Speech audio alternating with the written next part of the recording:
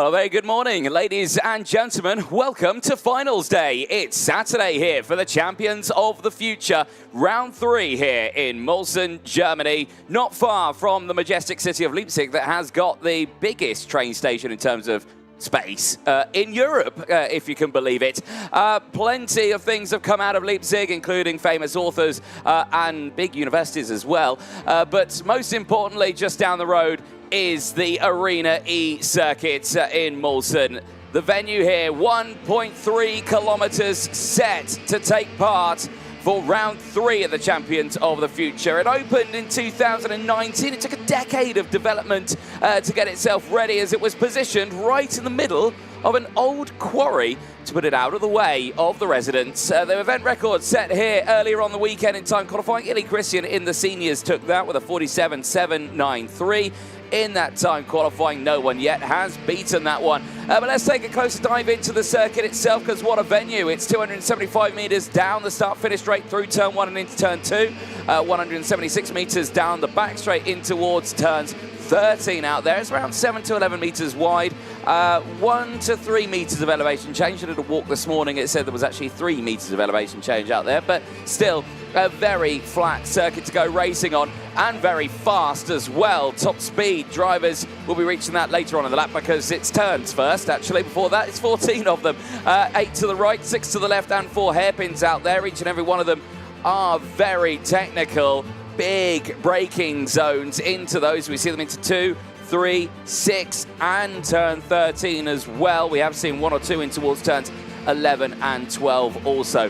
Now it brings me on to the top speed. They reach that in towards turn 2, dizzyingly fast in the seniors, 130 kilometers an hour. The juniors are doing 122 kilometers an hour into turn 2.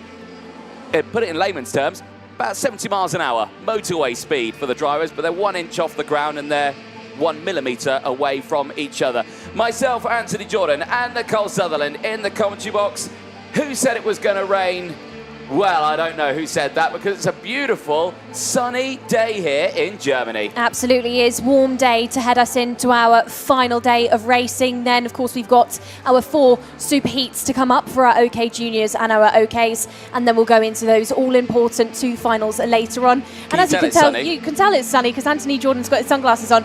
Beautiful. You know, last time we were here in Mülsen, you also forgot to take his sunglasses on in the commentary box as well. I don't know. It's just, it was here. It's sunny here in Germany. I love it. It's going to be a really exciting day today.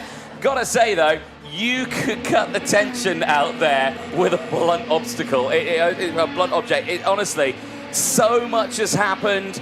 We've had drivers going off the circuit in morning warm-up. We've had a busy day yesterday. We've had the pre-grid area. It's been nightmarish. It's quite a busy morning, but the main thing that we're about to see is those Superheats today, and what a start it will be. Checker flag has just gone out for the last remaining warm-up session that, believe it or not, is going to need a clean-up operation after it, which is quite unbelievable. But we're going to be straight in with those Superheats, 4 Superheats, of course, and then into the 2 finals later on today. It's a very short day today.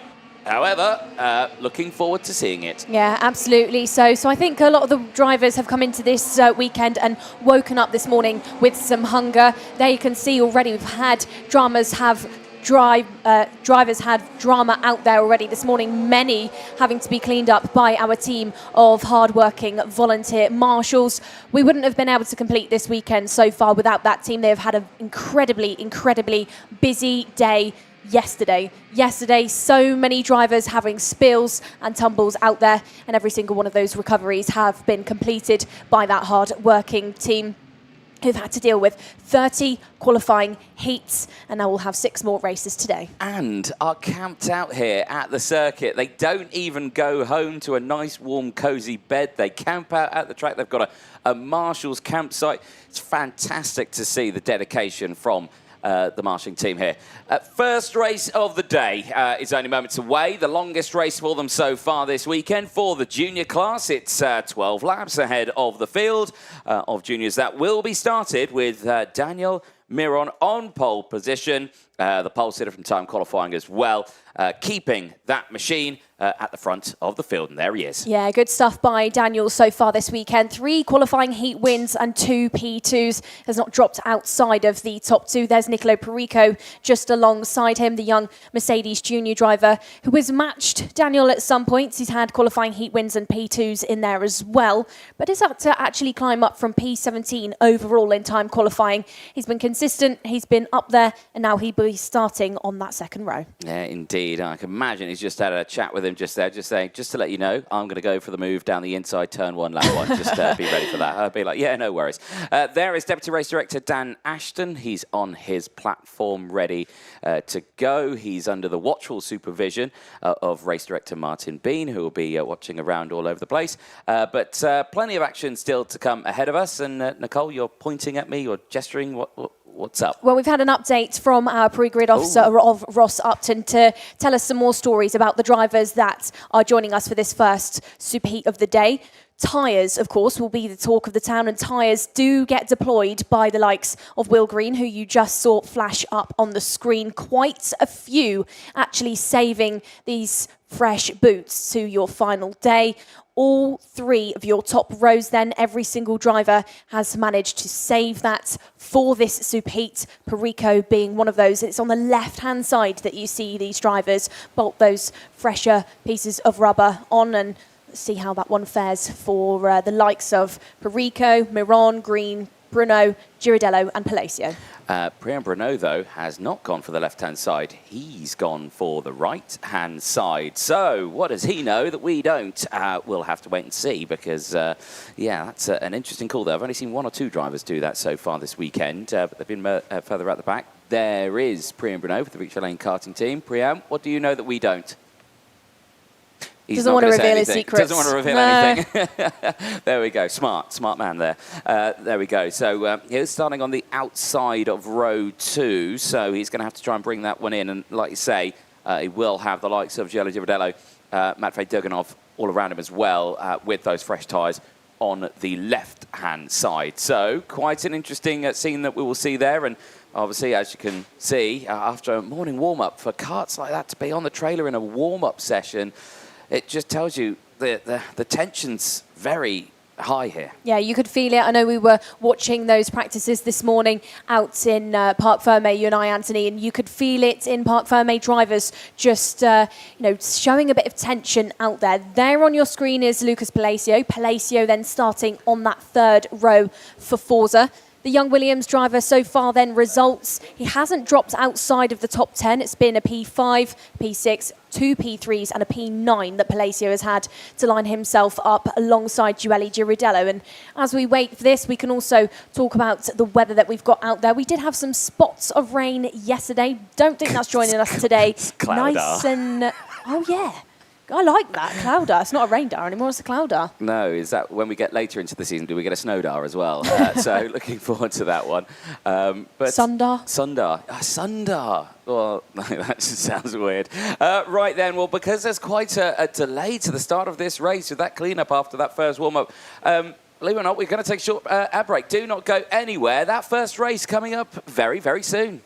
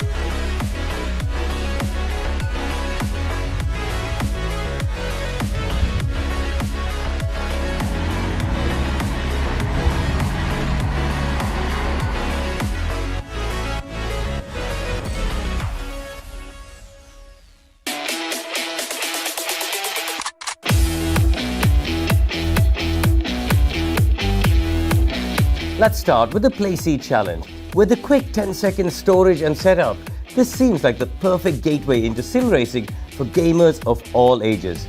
There's only one way to know for sure though.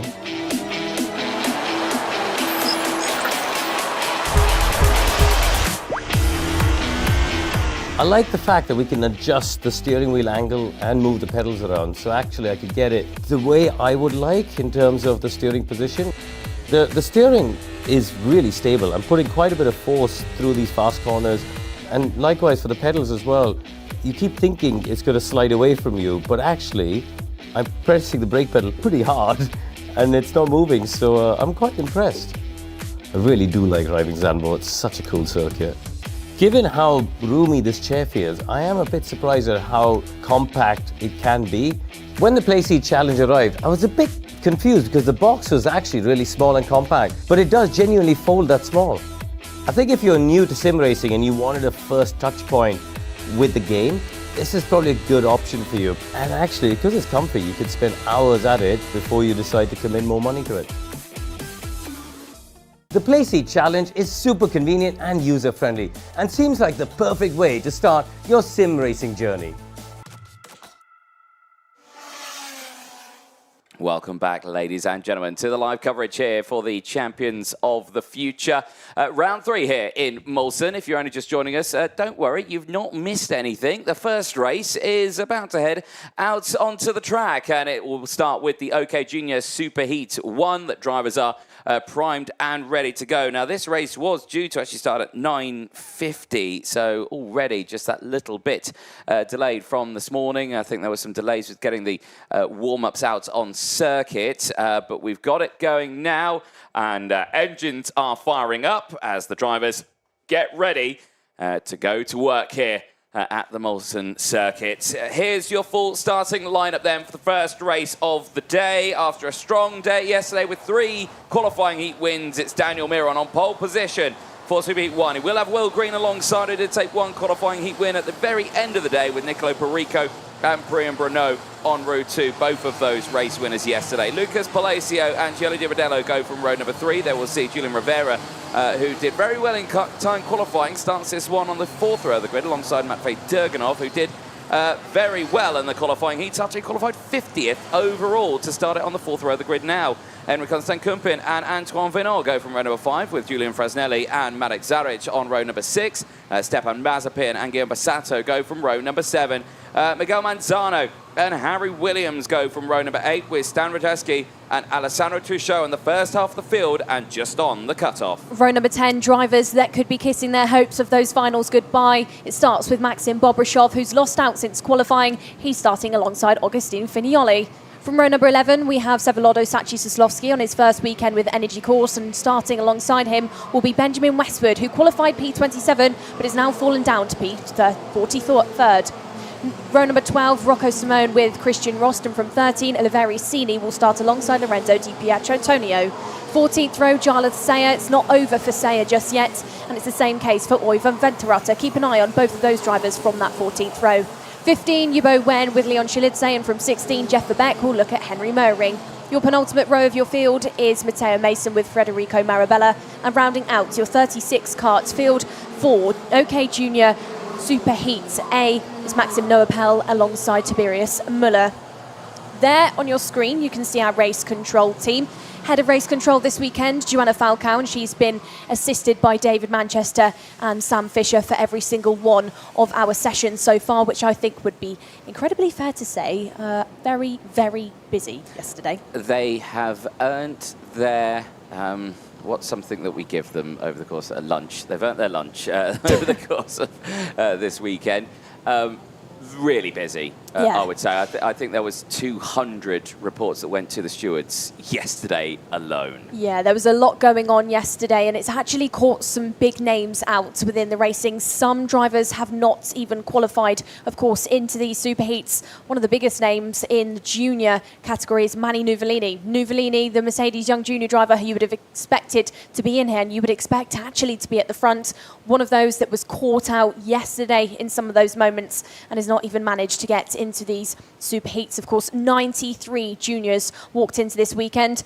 Only, of course, 72 in these Superheats and then 36 in our finals later on. Indeed, it's going to be a long day for the drivers, but in the grand scheme of karting, it's only a very short day. But into the world of it, we're about to go racing for the first Superheat of the weekend. OK Junior, Superheat 1. Daniel Miron and Will Green at the front row of the grid as the field enters into the tram lines. Are the lights out? The answer is yes. It's lights out, fights on, strong start for the inside top two. It's Miron and Perico. They get a good hole shot in towards turn one, but they're on the outside. Will Green takes the lead away, just carries the speed through and has control. Miron's got to immediately fight back though into turn three. The two of them go wheel to wheel. Perico to the inside of his teammate, gets through and is up into second place. Miron didn't panic there when Will Green went the long way round and held on to things, and now Perico, like you said, up into P2 as Will Green's now got to deal with one of the victory lanes just behind him. Drivers, time and time again this weekend, have cuts over the grass. Somebody's just had a side pod dislodged there. Somebody is going to have a technical flag. I think that belongs to maybe one of the KR drivers out there. That KR livery on board that side pod.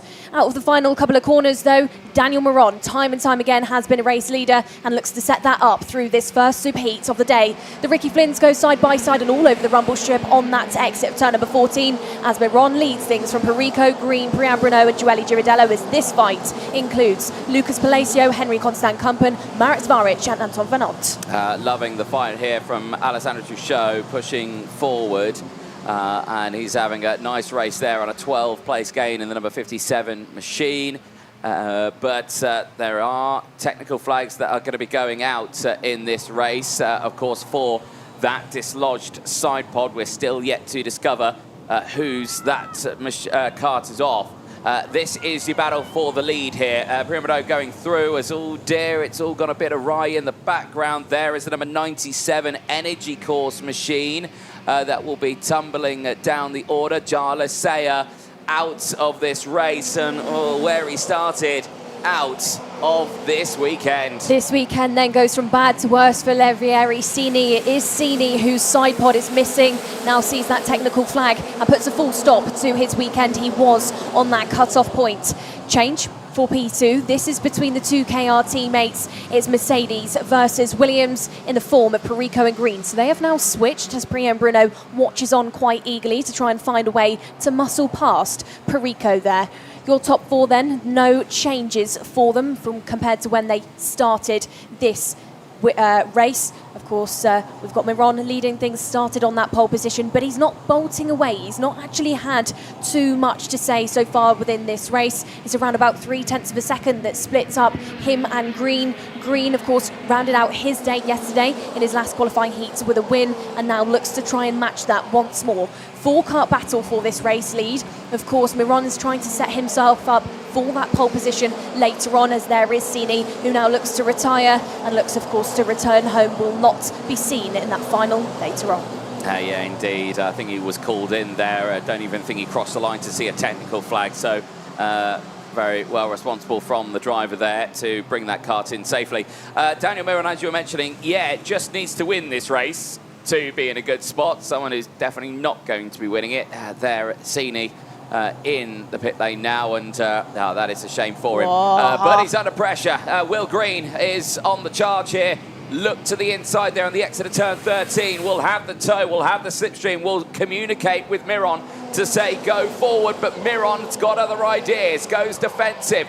Priyan Bruno around the outside. Here comes Perico. Look at this, the top five separated by only 1/10 of a second. It's absolutely astronomical. Priyan Bruno is squeezed off the road by Miron, and he won't like that at all. And now Palacio's trying to get his nose down the inside. It's all kicking off here, but it's now Miron who leads from Priyan Bruno. Green down to third. Perico still dealing with the likes of Joeli Girardello. There down the inside goes Palacio. Here now is back into the fight. Alessandro Truchot, who's on an 11th place gain right now, is looking very strong in that lead group. Bit of a bump there into the final couple of corners for Daniel Miron. Green Drivers again. trying to get their muscles out. Green trying to pick off positions and does just that. Opens up the door for his teammates of Perico as well. This is going to be a fight to the line, I would say here, Anthony. Again, Oh, round the outside. Will Green round the outside with the move. It's not going to be enough. Daniel Miron is going to try and hold on to things and does just that on the exit of turn number 2.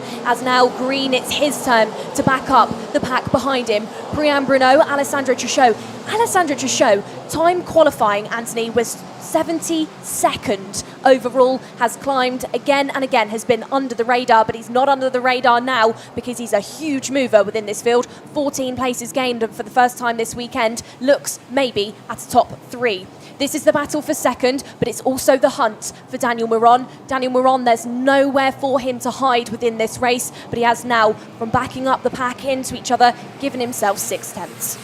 Yeah, and I think that could be done and dusted for him. I think the normal racing line, he took it towards turn 3 on that lap we just had, while they were all fighting for second place, just released him. But again, we'll keep an eye on it. It is 0.6 of a second. We have seen Green close in on Miron already once before. Will we see it again? They cross the next timing beam, and it does update, but stays roughly the same for the moment. For everyone else, there's another retirement out there on circuit. I think that might be Matteo Mason. Maybe he's had a moment with Marit Zavic and Guillaume Bassato, because all 3 of those drivers have now retired from this race. Well, Guillaume Bassato was given a technical flag out there. The DPK, I think, was maybe involved in what happened with Olivier Sini earlier on in the race. Now, Miron out in the front still, but we know that for these drivers, leading around this circuit is actually more challenging than it looks. We've got 4 long straights for these drivers to deal with. That then throws in the likes of the toe. We've got Will Green trying to get up to Daniel Miron. Does reduce the gap that he had given himself a moment ago, but he's not faster than Nicolo Perico, who currently is sat behind Palacio. So Palacio has found his way past, as has Truchot and Priam Bruno, but Perico still looking racy indeed and still looks to try and muscle past. Now, out of turn number 9, we have got Palacio going ever so slightly wide, as you can see just some of the dirt there picked up and shown over the circuit, making it difficult for the drivers, but not making it difficult for Perico, who takes the position away. Now Palacio under the shadow as well of Joelio Girardello, the Paralyn, who looks to knock on the door again of the top 6. Indeed, and this could be very interesting at the very end of it, and all of these drivers trying to do one thing only, and that's close up to the drivers up ahead, and Will Green is doing that right now. Look to the inside, Truchot. Oh, what a drive here from Alessandro Truchot.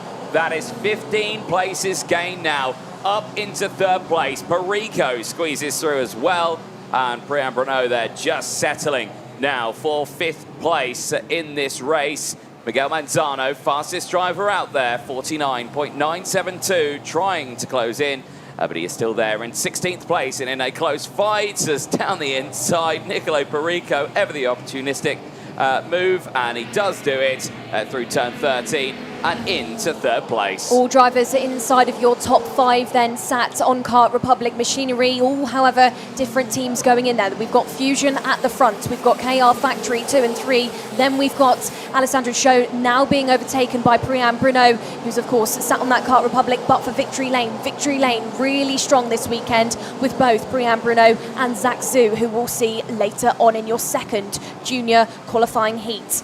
Matvey Zaganov is also a driver that's come to this weekend really strong indeed with a team change.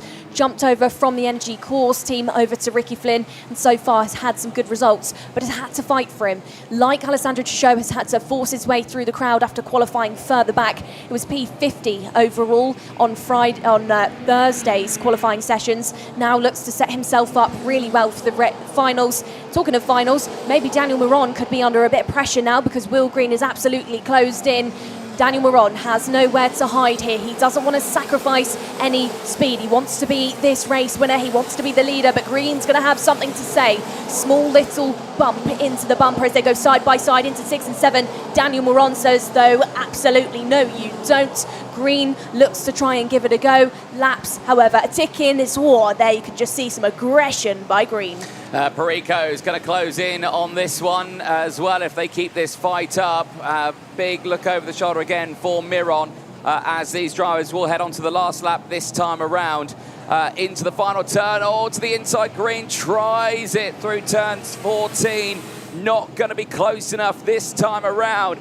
into that long start finish straight down in towards turn 1. Green round the outside. He's going to try it once again. It's not going to be enough. Here's Perico, the Italian, has joined the Spaniard and the entrant for Great Britain as they continue to go wheel to wheel. 3 wide on the entry into turns 3. And now it's gone from a group of 2 to a group of 3 to a group of 6 drivers all fighting on the last lap of this Superheats. Miron is defending like his life depended on it with only a few more meters of this race to go. Daniel Miron will enter turn 11, turn 12 as the race leader, but with one big braking opportunity of turn 13 remain. Will Green go for the move? The answer is no, but it's a big send. Perico's been nerfed out the way. Was that Truchot under braking? I think it was. Out of the final turn, Daniel Miron's going to take it over the line from Green. Girardello will take 3rd from Palacio. Bruneau from 5th. Truchot 6th from Perico in the end, finishing 7th. Cumpin from Williams. Antoine Venon will round out the top 10. But my goodness, that last heavy braking zone, was that a complete misjudgment there from, I don't know who exactly that was. I think it may have been Alessandro Truchot there, who was a little later on the brakes. I'll have to see a replay to confirm it. It all happened so fast. I don't want to point one driver out there if it wasn't them, and quite something at the end of that one. Here it is into the braking. Oh, well, yes, okay, it was the 57 of Truchot, but I don't think he was alone in that. Maybe some assistance from the 76 of Girardello just behind that put him into that situation. I don't think he was on his own in the making of that moment at turn 13.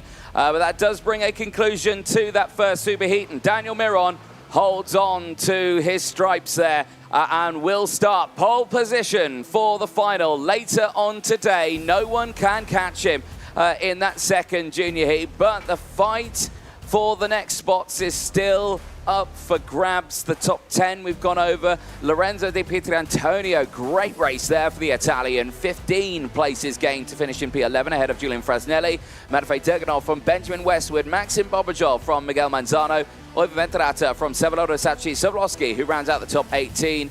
Christian Alexander Öst from Stepan Mazepin. Julian Rivera and Stan Ratajski. Leon Chilidze from Rocco Simoni and Henry Muring. Felignoli, Müller, Vivek, Wen, Noapel and Mirabella round out the rest of the field. These are your highlights from the race. Well, that very start, look at that round the outside for Will Green. Certainly seeming to be his favourite spot to go for the move. But he didn't hold on for that for too long. Daniel Miron immediately back on the attack. Perico was able to squeeze through into second place. In that early phase of the whole train going through, 1 or 2 carts just going wide at the very beginning. Side pods did fall off on that opening lap into this next spot, and unfortunately, yes, you can see it there, Guillaume Bassato colliding with Olivier Sini there. We did see Bassato retire later in the race, Sini giving the technical flag as that side pod lay on the grass on the exit of turn number 8. Fighting continued at the sharp end. The two Ricky Flynns going wheel to wheel in the opening stages of that race, with everyone trying to gain the places. Henry Constant Kumpin pushing through the field. Matvei Derganov there fighting as well, but Bobajov and Manzano as well, they were also getting involved. Charles Sayer there, that is a tough start to the day. That will not see him make the final, unfortunately. He started outside of the cutoff, and a retirement there will take him out of contention for it. Then the fight at the front. Well, it started to rage on once again. Green back to second place. At that point, it brought Priam Bruneau into play. There was the retirement for Olivier Sini with that technical flag. The missing side pod would take him out of the race. Then the defensive posture from Miron on Priam Bruneau. Bruneau, I can imagine, wasn't going to be too happy with that one. This brought in the likes of Alessandro Truchot. It brought in Lucas Palacio and Girardello as well. So very quick action. We'll leave you with these highlights on your screen, but we're going to cut down to Parc Fermé and over to Nicole Sutherland. Well then, I've got Daniel Moron with us. Daniel, we're looking at a pole position for the final later on. That one, however, you had to work for things. Defence in the last couple of laps between you and Will Green. Can you tell us about how you defend around this track? Because you really needed it then, right? Yeah, especially on this track you have to defend because all the back markers are going off the track, and the first guy had to eat all the grass on the track. So yeah. But yeah, the defending is just going on the inside as every track. And of course, a little bit later on, we're going to wait and watch our Superheat B, which is going to have Denny Babacek in it. Denny is one of the closest drivers to you so far this weekend. For you, of course, you're looking at the pole for the final, but are you looking at those drivers at all to work out what they're going to look like for the final? Yeah, like Zenny has good speed, so he'll be one of the guys who'll fight for, and yeah, we'll see in the final. Absolutely will. Thank you very much, Daniel. That's, of course, your first Superheats of the day done and dusted. Next up, we'll go to Groups A, but this time for your seniors. Thank you very much, Nicole Sutherland. Yes, indeed, as we leave you with these last few highlights on it, that moment at turn 13, again, I'm sure will resonate with Nicolo Perico, and as you can see, throws his hands up in protest over the line as he would cross over in 7th place, and I can imagine he won't be too happy with that one. But as Nicole Sutherland was saying there, yes, indeed, we cut over to the seniors. And my goodness, is this first few rows for us, for our entertainment, 2, or I'd say 3 or 4 championship contenders in this grid. And Ignatiadis is there, pole position. Baglin is there as well on that front row. Domain, Drummond, Krutelov, Hugendorn, Schaufler, Arias, Teresa Babitskova, not in the championship fight, but certainly has been very quick this weekend. And Kalisha there as well. My goodness, that to say just those are the first few lines and not include the rest of that grid there is quite something. This could be quite a busy old race for us as the field goes engines on and makes their way out onto the circuit. Let's fully go through that starting lineup because he qualified 8th at the start of this weekend, but he starts this race on pole position. James Ignatiadis, who came into this weekend hunting down the championship leader, might do something here as he starts P1, but he'll have to deal with the likes of Noah Baglin on the outside of row number 2, qualified 13th at the start of this weekend. Henry Domain, he's been loving 2nd place, but can he up that to a P1 in this Superheat? He'll have Zach Drummond starting alongside. Both of those drivers have been eluded a race win so far this weekend. Lev Krutelov and Dean Hugendorn go from row number 3. There we'll see Nicholas Schaufler and Bosco Arias on row 4. Arias, who qualified 21st place to find himself here. The same for Dean Hugendorn, 31st, and Zach Drummond 32nd as well. Row 4, like you say, Nicholas Schaufler and Bosco Arias. William Kalisha and Teresa Babitskova go from row number 5. Kalisha has deployed fresh tyres in this one. Starts alongside Teresa, who, well, had a 7th, 9th, 11th, 23rd, and then to enter today with a race win. Worked that one out, but seeming to go very well. At row 6, we'll see Clara Kowalczyk and Antonio Coscianella, with row 7 being Evan Purcell, also fresh tyres left-hand side, and Filippo Sala. Row 8, Jacob Kamenek and William Marshall has gone for a front right and a new rear left for him on that 8th row of the grid, with Jill Herman and Angelina Simmons on the first half of the grid. Part 2 of your field and drivers that are in trouble of not being seen later on in the final. Row number 10, Rafael Boulard starts alongside Mariano Lopez. From row number 11, then we have Tobias Ageni alongside Francois Cadal of Switzerland. And then from 12, since qualifying due to the Romalai Swami has fallen down the order, he's starting alongside Thomas Chikarashki. From your 13th row, you would not expect to see Dan Alleman alongside Luke Cordner, but that is where they've got to go from. From row number 14, it's Devin Waltz with Bruno Blanco. 15, Pilipenko with Frigg, and from 16, Amankara Osman sees Gustavo Marques de Silva. 17th row, Francisco Rocca with Daniel Picorni, and from your 18th and final row for your first senior Superheat, it's Yuri Levar with Julius Berthold. Not many tyres being deployed within these groups for drivers. Most of those used them yesterday, but Purcell could be one of those names to keep an eye on. Purcell, one of the only, like you said there, Anthony, and of course, earlier on in this weekend, one of the quickest. Indeed. I'm meditating. I'm meditating, Nicole Sutherland. This race, I don't know how it's going to go, but my goodness, those front few rows in this race, in this superheat are going to be one to watch, I can imagine. It's one of those races where if you're a driver, you think, really? Really? I've got to be in that group? Yeah, this is going to be the fight of all fights, and it's not even the final. It's only Superheat 1 here for the seniors as they make their way into the tram lines. Under the sunshine here, we going racing. No, we're not. Very early on the old power. You know, we're saying this is going to be an exciting race. I think James knows it as well. He was like, I've got to go. I want to leave. And he just absolutely sent it there. Yeah, well, for Anagnostiadis, of course, really consistent results have meant for him that he's happy. He would probably be happy if the weekend was just done here. He'd be like, yeah, all right, I've done everything that I needed to do. That'll do. So far this weekend, he's been your point scorer, the biggest point scorer out of every single driver that has joined us, not just in the seniors, but in the juniors as well. He's been consistent. He's had those wins, but he's actually had to work through it. You know, every single time he's had to come from the rows further back because qualifying it was good, but he wasn't one of the top three in your quali. He's had to force his way through the crowd at certain points. Now sits alongside teammates of Baglin. Do they work together? Do they work against each other? Only time's going to tell. I'm not ready for this nervous? race. I am, honestly, I need to sit down. I'm not ready for this race, Nicole.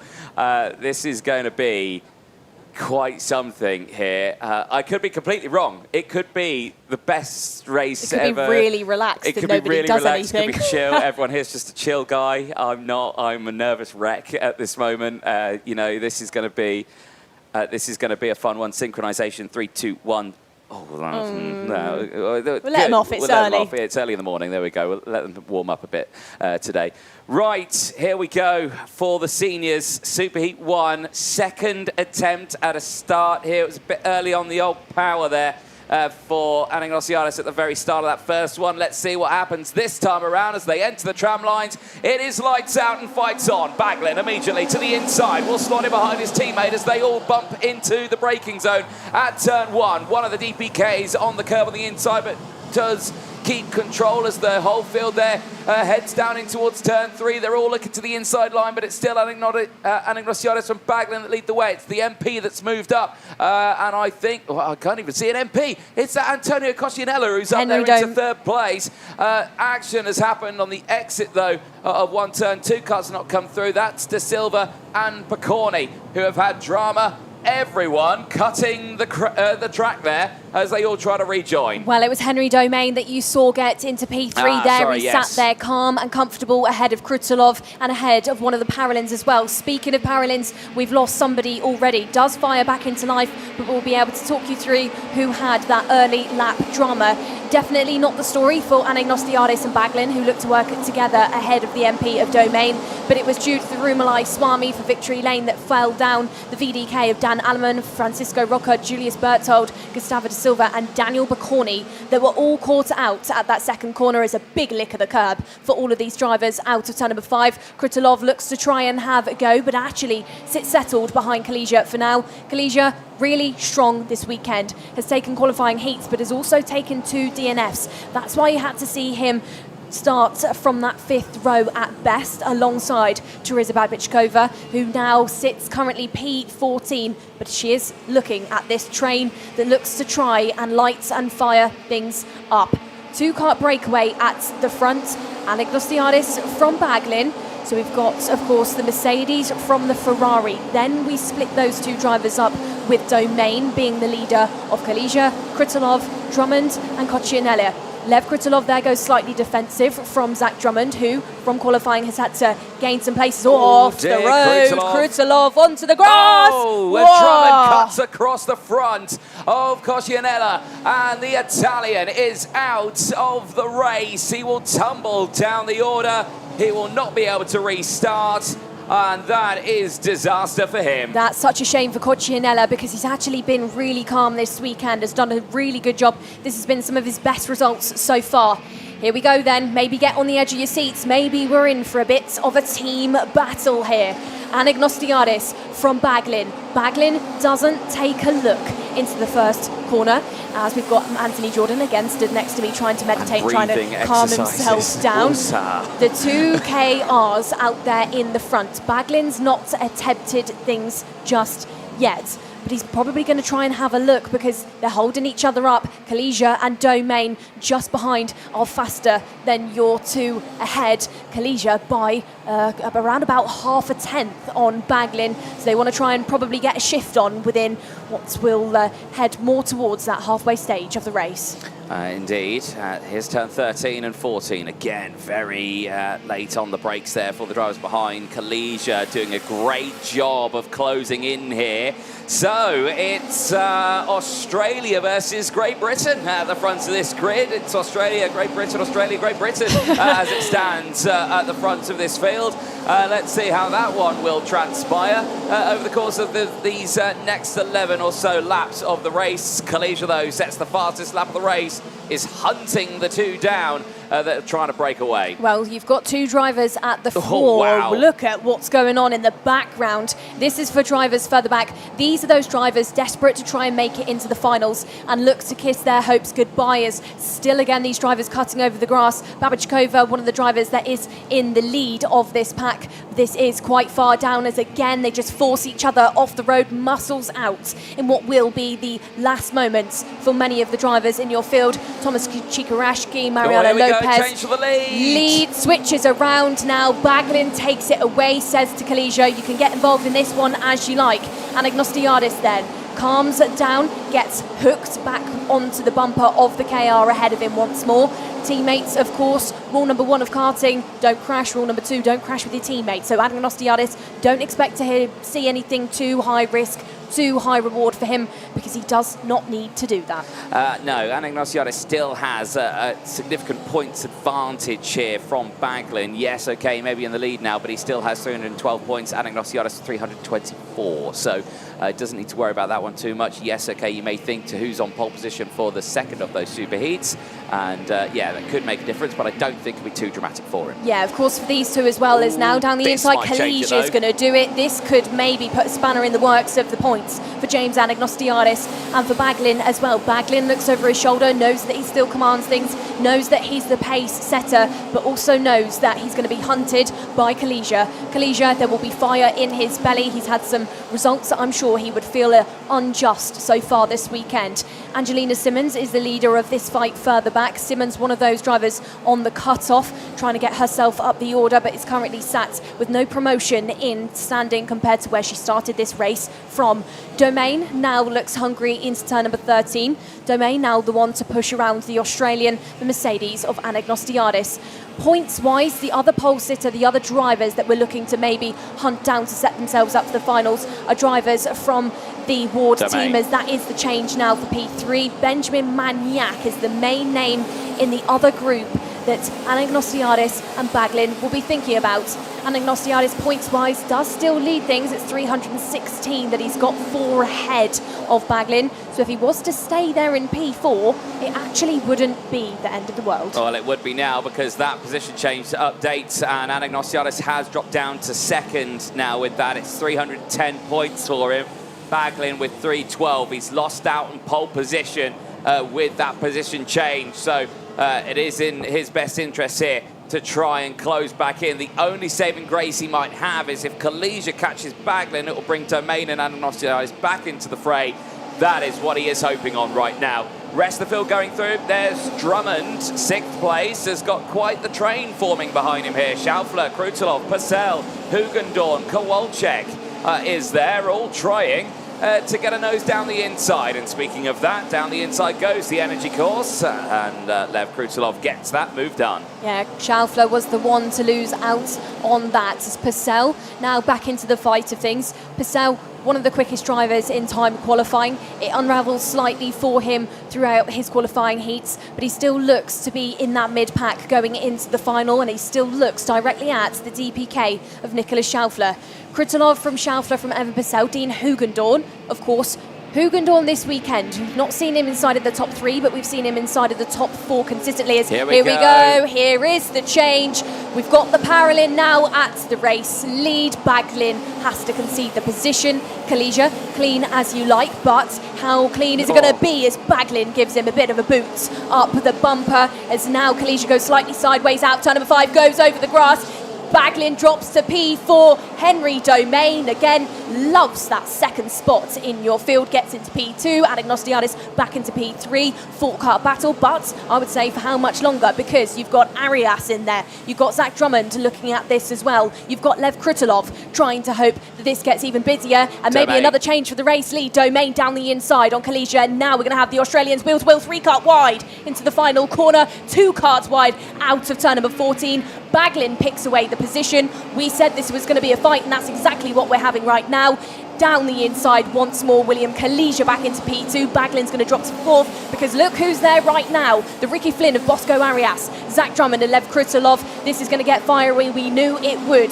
Kalija has split himself away from Henry Domain after having to jump on that defensive line, as Anagnostiadis now settles down. So does Baglin. Was a 3-kart train, now looks to be 6, all for P2. This is not good for my health on this one. Are you having heart palpitations, Anthony? What a race we are seeing here from these drivers, and with Anagnostiadis there, he's back into pole position for the final for the moment.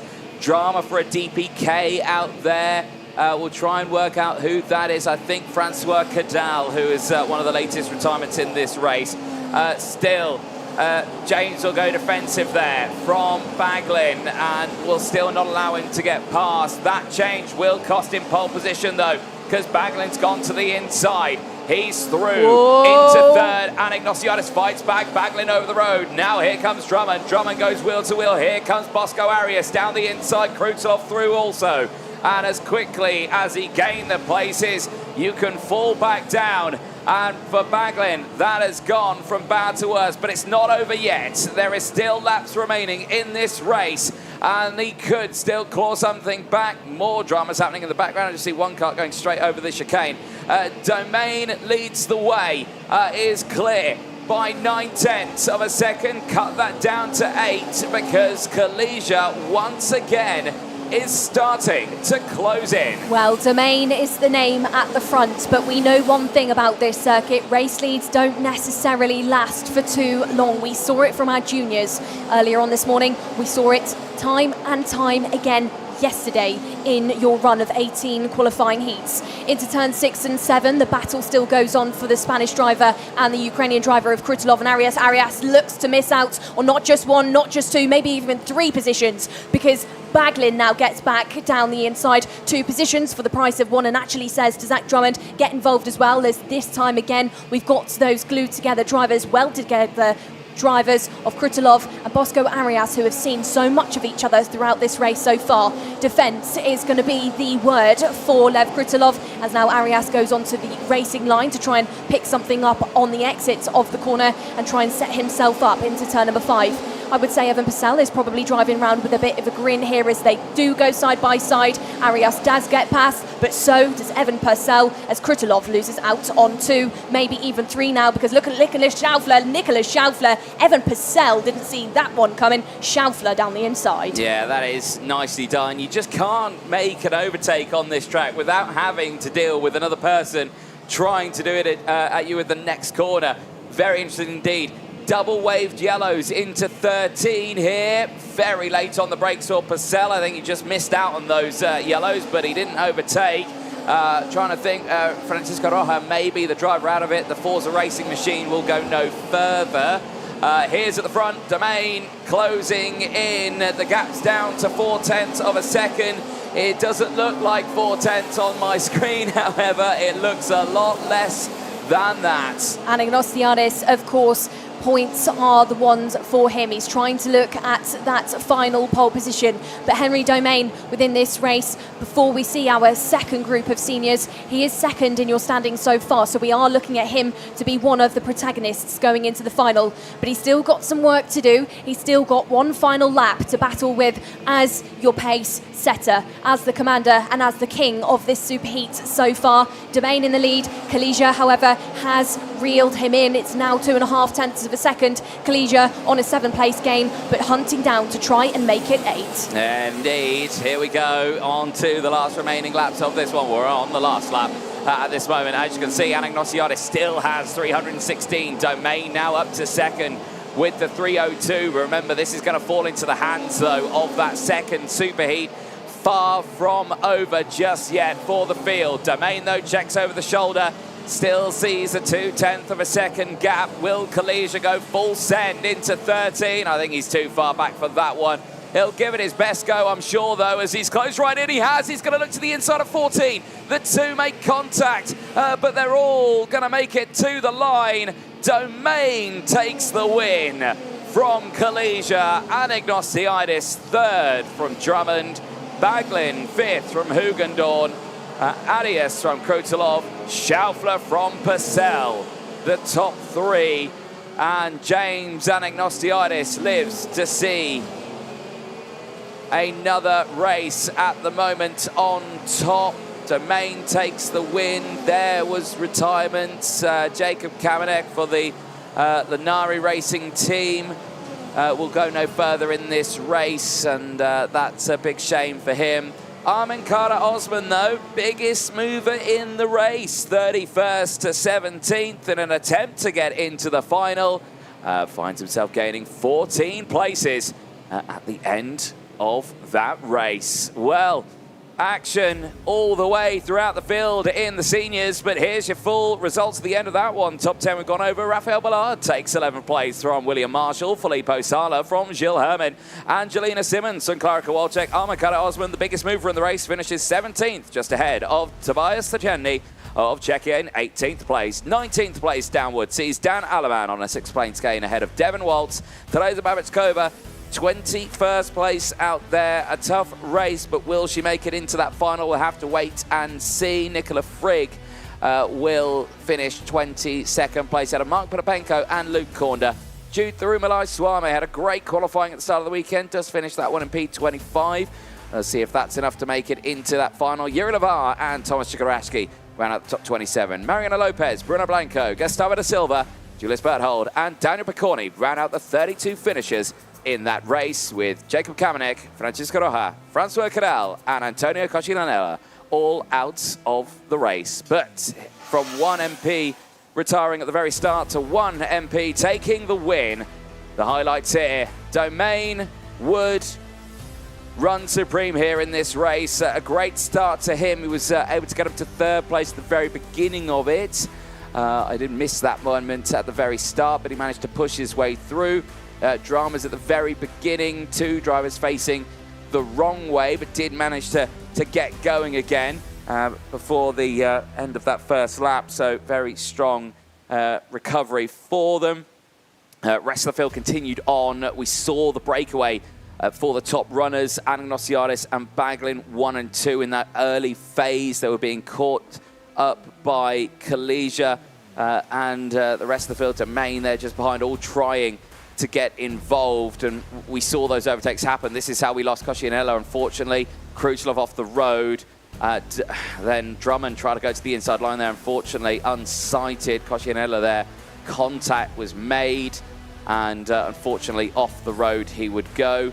Other drivers as well going on to the grass as that race ensued. We'll leave you with these highlights. Let's head down though to Parc Ferme and over to Nicole Sutherland.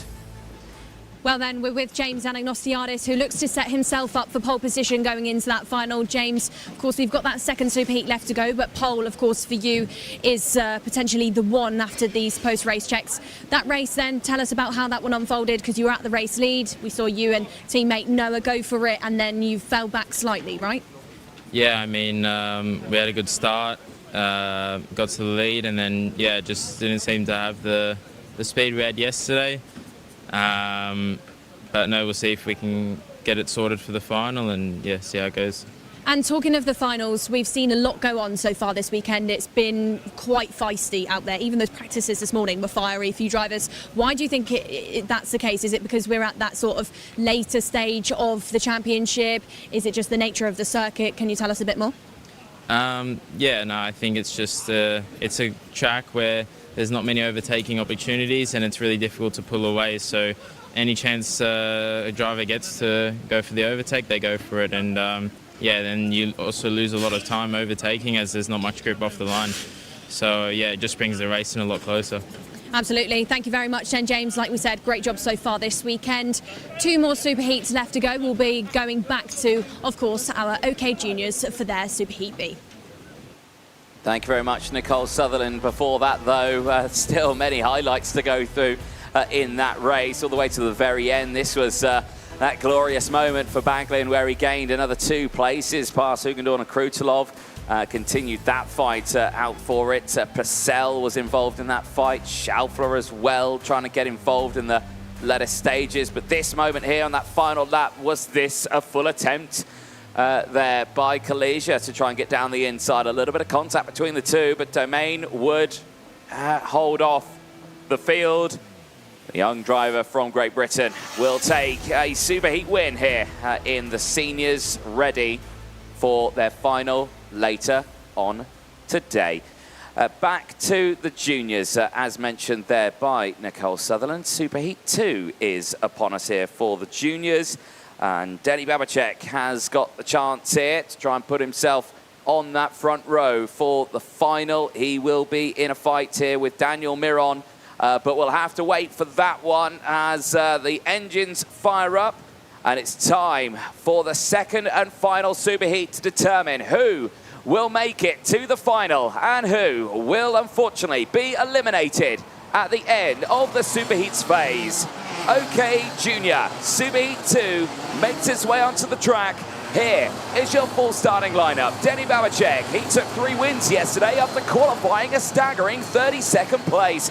He'll start alongside Emerson McAndrew-Urin, who also took 2 wins yesterday for the young Briton. Row 2, we'll see Antonio Petonia and Leonardo Gorski. They will see Alexander Legenki and Remy Samchek on row 3. Oskari Rolli and Zach Zhu, they go from row number 4. They will see Alexander Lazarus and Savale Kage on row 5. Giacomo Justo and Alexandre Point find themselves on row 6 after a challenging day yesterday.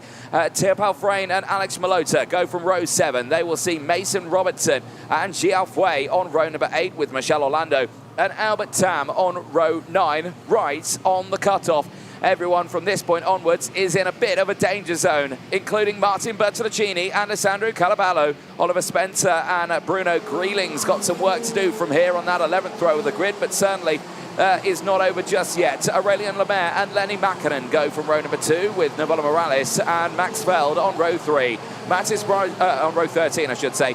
Row 14 is Mathis Brajot and Juan Garciase. They will see Jean Peugeot and Achille Ray locking out the top 30 on row 15. Santiago Diaz de la Vega, Samuel Hugon, Kim Min Jae, Felipe Sanchez, Elton Hedfords and Christian Kobe round out the remaining 3 rows of the field, giving us our 36 kart grid. Absolutely. So, of course, we've said goodbye to a number of drivers already this weekend. They have not qualified into these Superheats. Some names including Austin Newstead, Roland Nagy and of course, many others in your field. Juniors as well. Manny Nuvolini didn't make it into things. Ava Lawrence as well. So only 72 juniors for the Superheats, only 36 for the finals. We've confirmed many of those already. We've confirmed maybe a pole sitter in the form of Daniel Moron. Now, though, we've still got things to try and heighten up as there is the synchronization.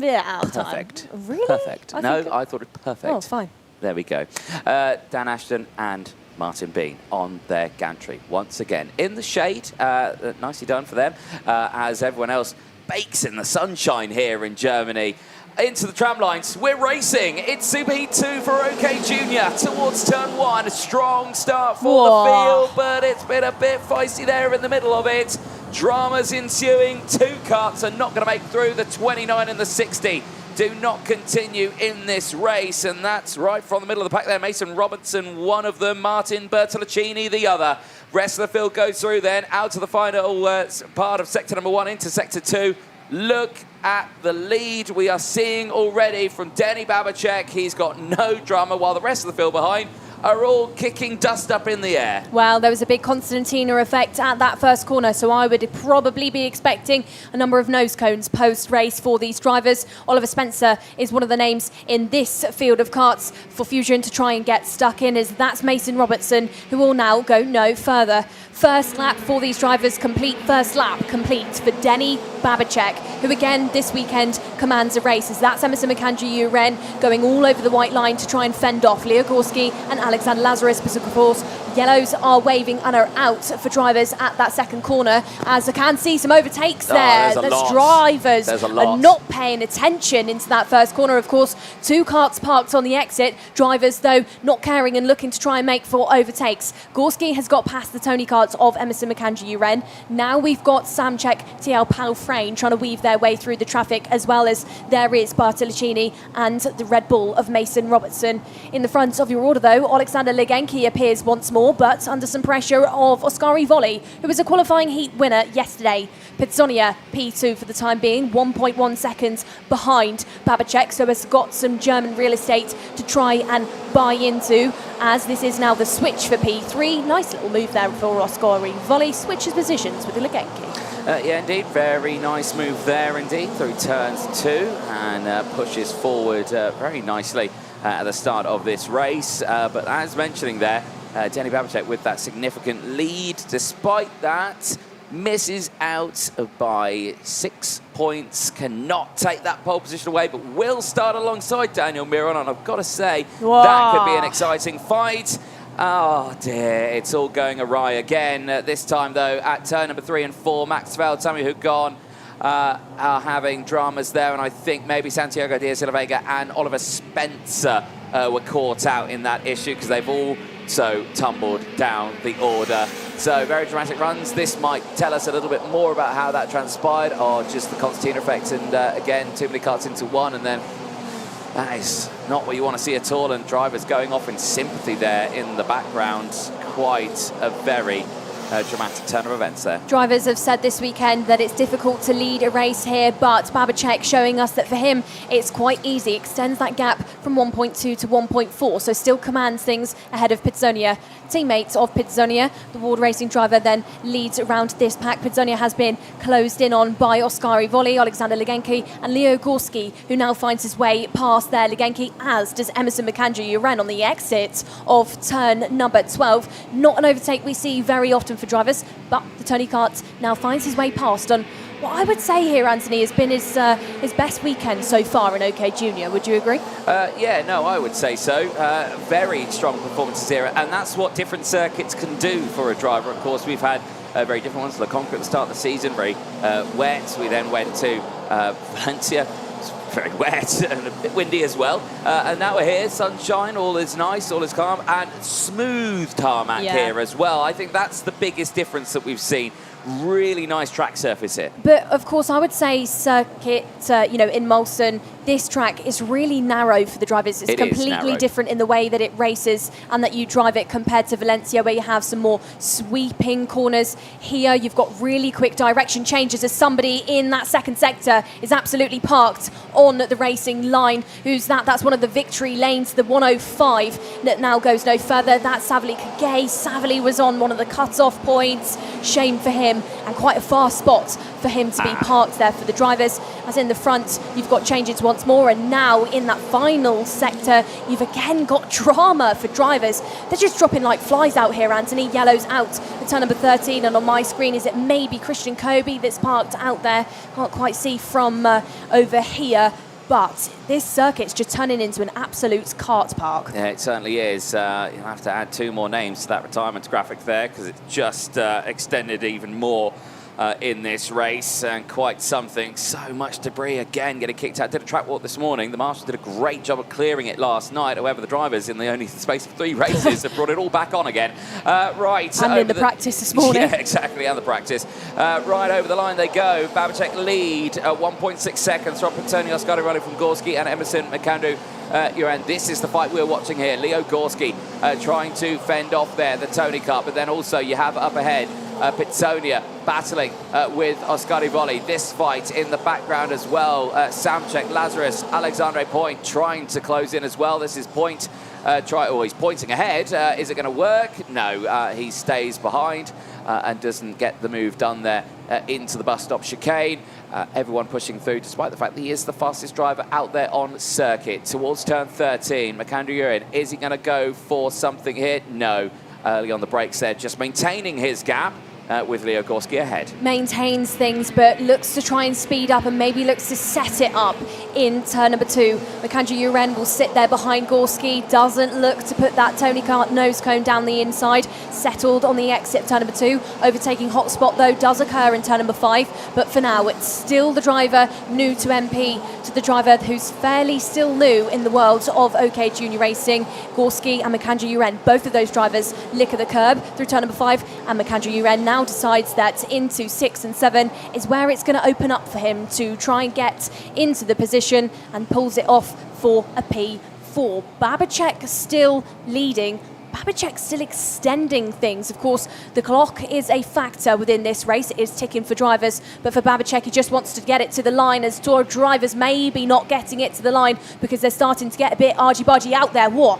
Big boots there. Is that Navarro Morales there? It's one of the Birrells that's just been forced off just behind Oliver Spencer. It is Morales, as Alessandro Carabulo was there, just the one to really push into that back bumper of the Spanish Birrell driver. Out in the front though, signalling going for Oscarivali and Antonio Pitsonia. Pitsonia now backs up the fight and tries maybe to turn this one into a nice little scrap. That field is so spread out here right now. The race leaders are going into turns 11 and 12. Back of the field just coming around the final turn. This is quite something. This is that moment again. Wow, big piece of contact. I'll stress, this is for 30th place in the grid right now, and you can see how the drivers have picked up quite a fair lick of damage there, and that is such a feisty battle for P30 out there. Yeah, well, of course, we've only got 3 drivers under investigation within this race, despite it being really busy. Juniors was just equally as busy, but they had way more drivers be put under investigation. It was actually 8 in total.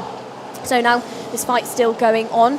4 karts to be in it for this P2, and of course every driver inside of this battle you can see on your screen is trying to promote themselves in the points standings. Currently Miron, of course, still leads things with 328. He would be starting alongside Babicek. You've got Green starting from 3rd behind Miron. Pitsonia currently, with where he sits on the road in that P2, would be starting on that 2nd row, with Macandrew Uren then starting on row number 3 alongside Priam Bruno, as Macandrew Uren maybe looks to get some more points out of the bag. Oscarivali now under some pressure. Pitsonia has pushed away slightly in what will be the late stages of this race. Oscarivali under increasing shadow now.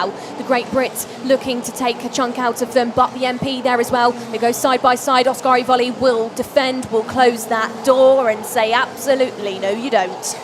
No you don't indeed, I think is the right way of calling that one. Slams that door very much closed, and Gorski here having to deal with Legenki once more, trying to find a way through, but at this moment not doing so. We are near the end of this race, Nicole. Last lap board is going to be out this time to the field.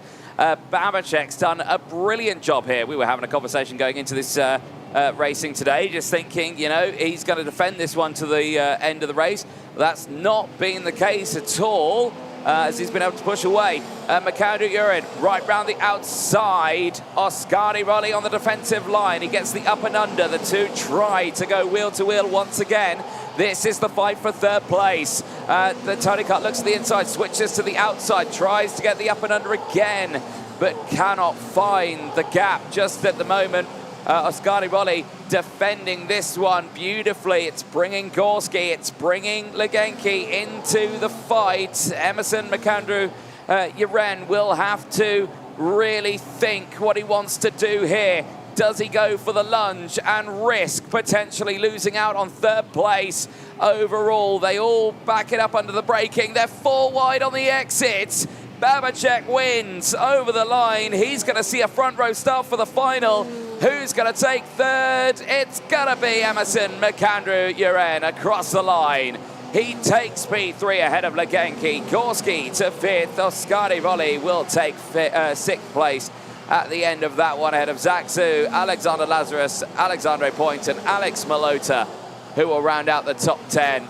But there is your race winner, Denny Babacek, over the line. We will see the fight between Daniel Miron and Denny Babacek for that final later on today. That will be the race to watch in the juniors. We look forward to that one. It will see Green and Pitsonia on that second row of the grid for the final. Here's your results. The top 10 we've gone over. Teopal Frayne taking P11. Bruno Greeling, great race there. 10 places gained into 12th. Is that enough to make the final? We'll have to wait and see. Ahead of Sam Czech and Giacomo Justo. Juan Garciase ahead of Albert Tam. Jean Peugeot from Jihao Fui. Minjin Kem and Felipe Sanchez finish ahead of Elton Hesvers. All 3 of those names, 19th, 20th and 21st. 14 places gained. They are the biggest movers in that race. They finish ahead of Michelle Orlando, Lenny Makinen and Achille Ray, Matis Branjo and Santiago Diaz de la Vega, Raylene Lemaire and Oliver Spencer, Alessandro Caraballo and Novella Morales round out the 30 karts that finished that race. The retirements, Christian Kobe, Sabala Kage, Max Veld, Sammy Hugon, Mason Robertson and Martin Bertolacini. Well, here are your highlights from that race. Controlled start right at the very beginning, but then the concertina effect into turn 1. Everyone bumping and barging there in the middle of the pack, which resulted in the 2 retirements there. Mason Robertson and Martin Bertolacini unable to get restarted on that very first attempt. That start released Denny Babacek at the front of the field. He was able to just drive away and not worry about anything else over the course of that superheat. The one attempt for those drivers to get started unfortunately failed, and they would be the first retirements of quite a few in that race. Later, Samuel Hugon for CRG, we lost him from the race. Ward Racing's Max Feld, we lost Savaleka Gay, Victory Lane and Christian Kobe Fusion Motorsport, all retirements. There was those other dramatic moments there at the very start. Samuel Hugon there and then Max Feld off the road and seemingly taking 1 or 2 other drivers with them at the very start of that race. Lap number 5 of it, and we started to see the battle rage on for 3rd, 4th, 5th, 6th onwards here. With drivers pushing forward. This was the fight for 30th place. Quite a busy one. Not what we really want to see here, and a lot of damage to those karts, and these drivers just not making it to the final here, and not a great show for them at the end of the racing weekend. Other drivers making the moves and pushing forward. Other drivers seemingly falling back into the field. A lot of drivers there just struggling out of turns 3 and 4. It is very tight there for the field. Over the final lap, though, strong result for Denny Babacek. No drama whatsoever. 2.4 seconds clear from Pitsonia. The fight for 3rd, though, what a fight that was. It saw Emerson McAndrew-Uren take the honours to finish in 1, 2, 3. Let's head down to Parc Ferme and over to Nicole Sutherland. Well then, junior pole sitter confirmed with Daniel Miron, but we've got Denny Babacek starting alongside of him, of course. Denny, good race win there for you. You actually are one of the only drivers this weekend to get into the lead and not be caught. Where has that come from? Is it just outright pace? Do you think it was because of the battles behind? Can you tell us more? Yeah, well, got hit really hard on the start, and actually in the end it worked out better for me because then they fight a little bit behind and then it just pull away. And when you got hits there, can you tell us more? For you, who was it that was the starter of all that commotion that sort of unfolded in that first lap? I don't know. I cannot see, but it's just all on this track. It happened every single race. You just gotta expect it. Yeah, so it's just the nature of the circuit, of course. It's quite tight and twisty out there. Denny, good to catch up with you. We'll see you on our grid walk starting from that front row, of course. Junior's done and dusted. One more superheat left to go, but not before we take a short break.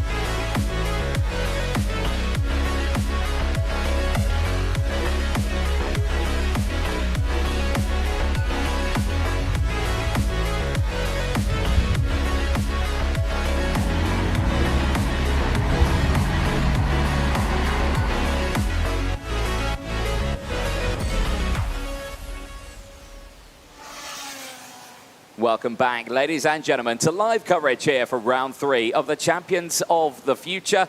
We're here live in Mülsen, Germany, under the sunshine here. And if you've only just joined us, we'll welcome one and all from around the world. But you have missed 3 of the 4 superheats. But don't worry, one more to go in the senior category that is about to head onto the track, which we'll see Benjamin Magnac and Illy Christian fighting on that front row of the grid. Christian, this time, not the pole sitter, is starting second. Will still be starting from that outside row like he's been wanting to do, but this time has not been put there by choice. He is there because that's where he's qualified for it. Magnac is your pole sitter for this one after 2 race wins yesterday over the course of the last 2 days, and 2 second place and a 5th. Has put himself on pole position for this one, and has managed to save some tyres for this one as well. A brand new set, a front right and a rear left for Benjamin Magnac in this race. He's going to try and push forward and try and close in on Anagnosiadis' points advantage that he will have in this one. There is Illy Christian, the pole sitter from time qualifying.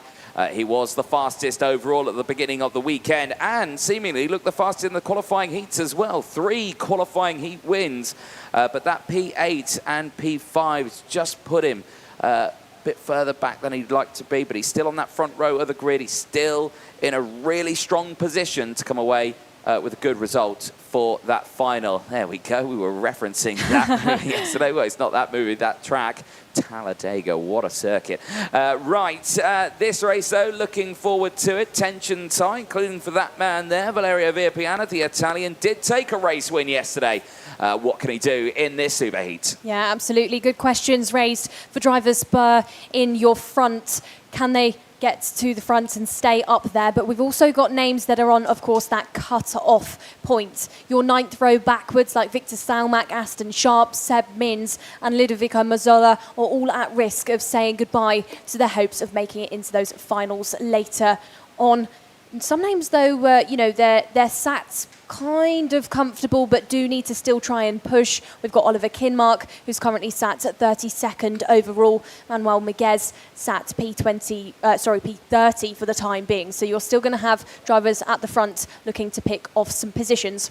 Tyre-wise, of course, you just said it there, Anthony Benjamin Magnac has deployed some many new tyres for these seniors. Gabriel Canal, however, has gone new on the left-hand side. He's starting on that 4th row alongside Luke Tau. You've then got new for 2 drivers, but they are at the back. Egon Pedrotti and Ilya Berezkin. Both of those drivers have deployed new on board the left. Indeed. So, some drivers there wanting to push through the field. Something happened there. I heard someone shouting. Yeah, some shouting going there. But there we go. Everyone ready to go. This is still going to be an exciting one, though. A lot of the points that these drivers could grab at this stage could really shake up that top running order for that senior final. But who will it be? That is the ultimate question, because it was a very tense race earlier on. Let's not talk about aviation again on this one, Nicole. What happened the last time we saw a bird on the live stream? I showed I don't know anything about the animal kingdom. That most things have two eyes. So, there we go. Right, not far from this one starting in it. Obviously, we've just witnessed some very exciting junior races. That's what we are, I think, just waiting for that track to be cleared away, but I think it has been cleared now.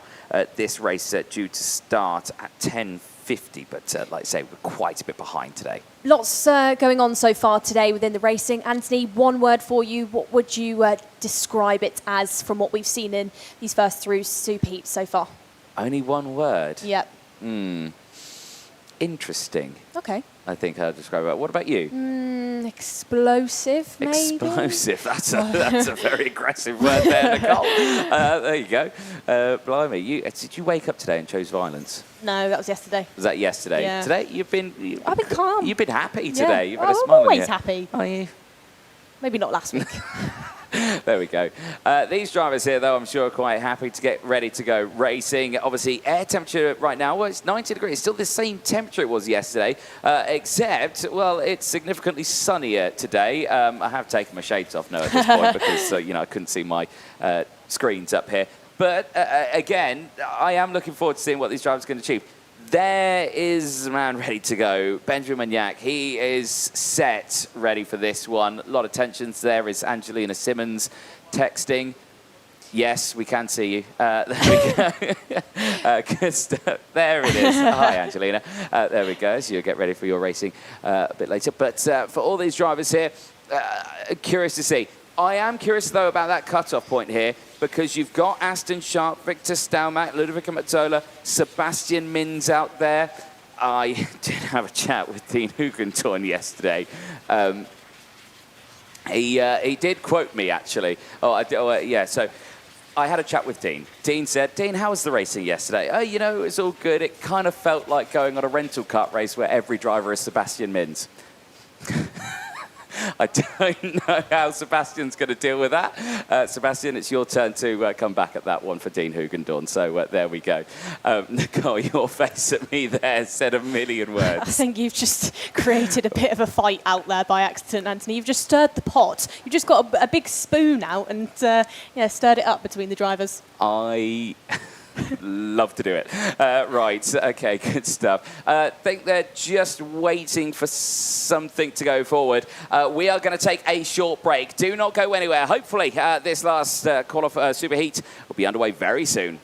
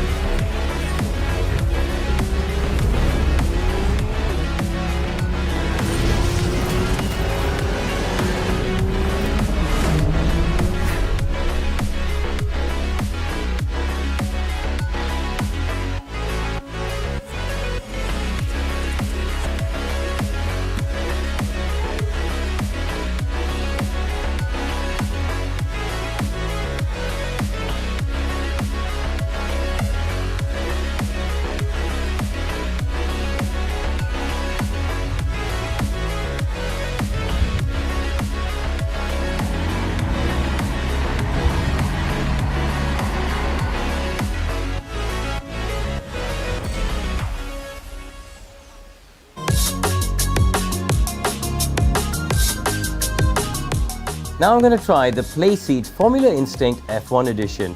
Now, as soon as I've got in it, it immediately feels familiar because it recreates the driving position I felt throughout my career. Let's see what it's like when I get going.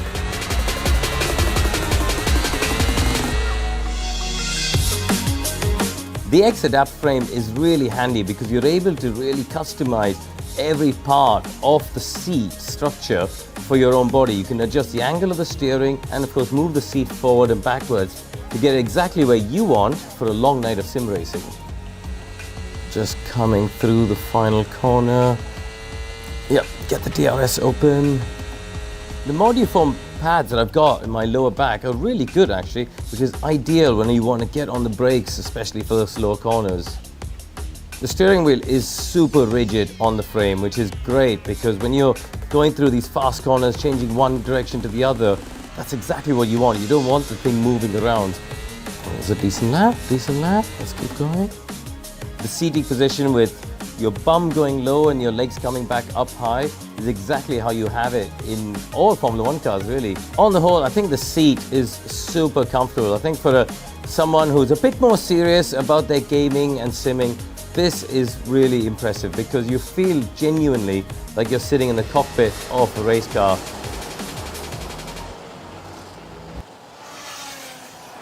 Oh, the wait is over then, and engines are fired up for the last Superheat of the weekend before the finals later on today. Superheat 2, here's your full starting lineup then. Benjamin Magnac will start this on pole position. 2 qualifying heat wins out of 5 has put him P1. He starts ahead of Eli Christian, who did take 3 qualifying heat wins and pole position overall. Unfortunately, an 8th and 5th puts him P2 in this grid. Valerio Villapiana and Michael McGoy go from row number 2. They will see Indra Peschel and Davide Battaro on row 3. New tyres for Gabriel Canal on row 4. He'll start alongside Luke Tal. Row 5 sees Aaron Garcia and Zarif Rekal. They'll also see Marco Garza and Vladimir Vanikov on row number 6 with Matthias van der Kerkhoff and Archie Owen on row 7. Manuel Maguez and Oliver Kinmark on row 8 with your first half of the field being Victor Stalmack and Aston Sharp. Row number 9 is... row number 10, is Sebastian Mins with Ludovico Mazzola. And for row number 12, we've got Nathan Kappen, whose DNF yesterday has lost him some points. He's starting alongside Max Wayland. From your 13th row is where you see some tyres on board for drivers. Nikita Bott is not one of those, but Egon Pedrotti has gone new on the left. Your 14th row sees Victor Gustafsson. Not the weekend for Gustafsson so far. He's starting alongside Asher Osteen, who's had a P16 at best. 15th row is Sebastian Virgo with Matteo Gallo, and from 16 we've got Drew Waltz with Rafael Bassato. 17th row, penultimate row of your field is Zavray Dudkowski of Poland and Gavin Adam of France.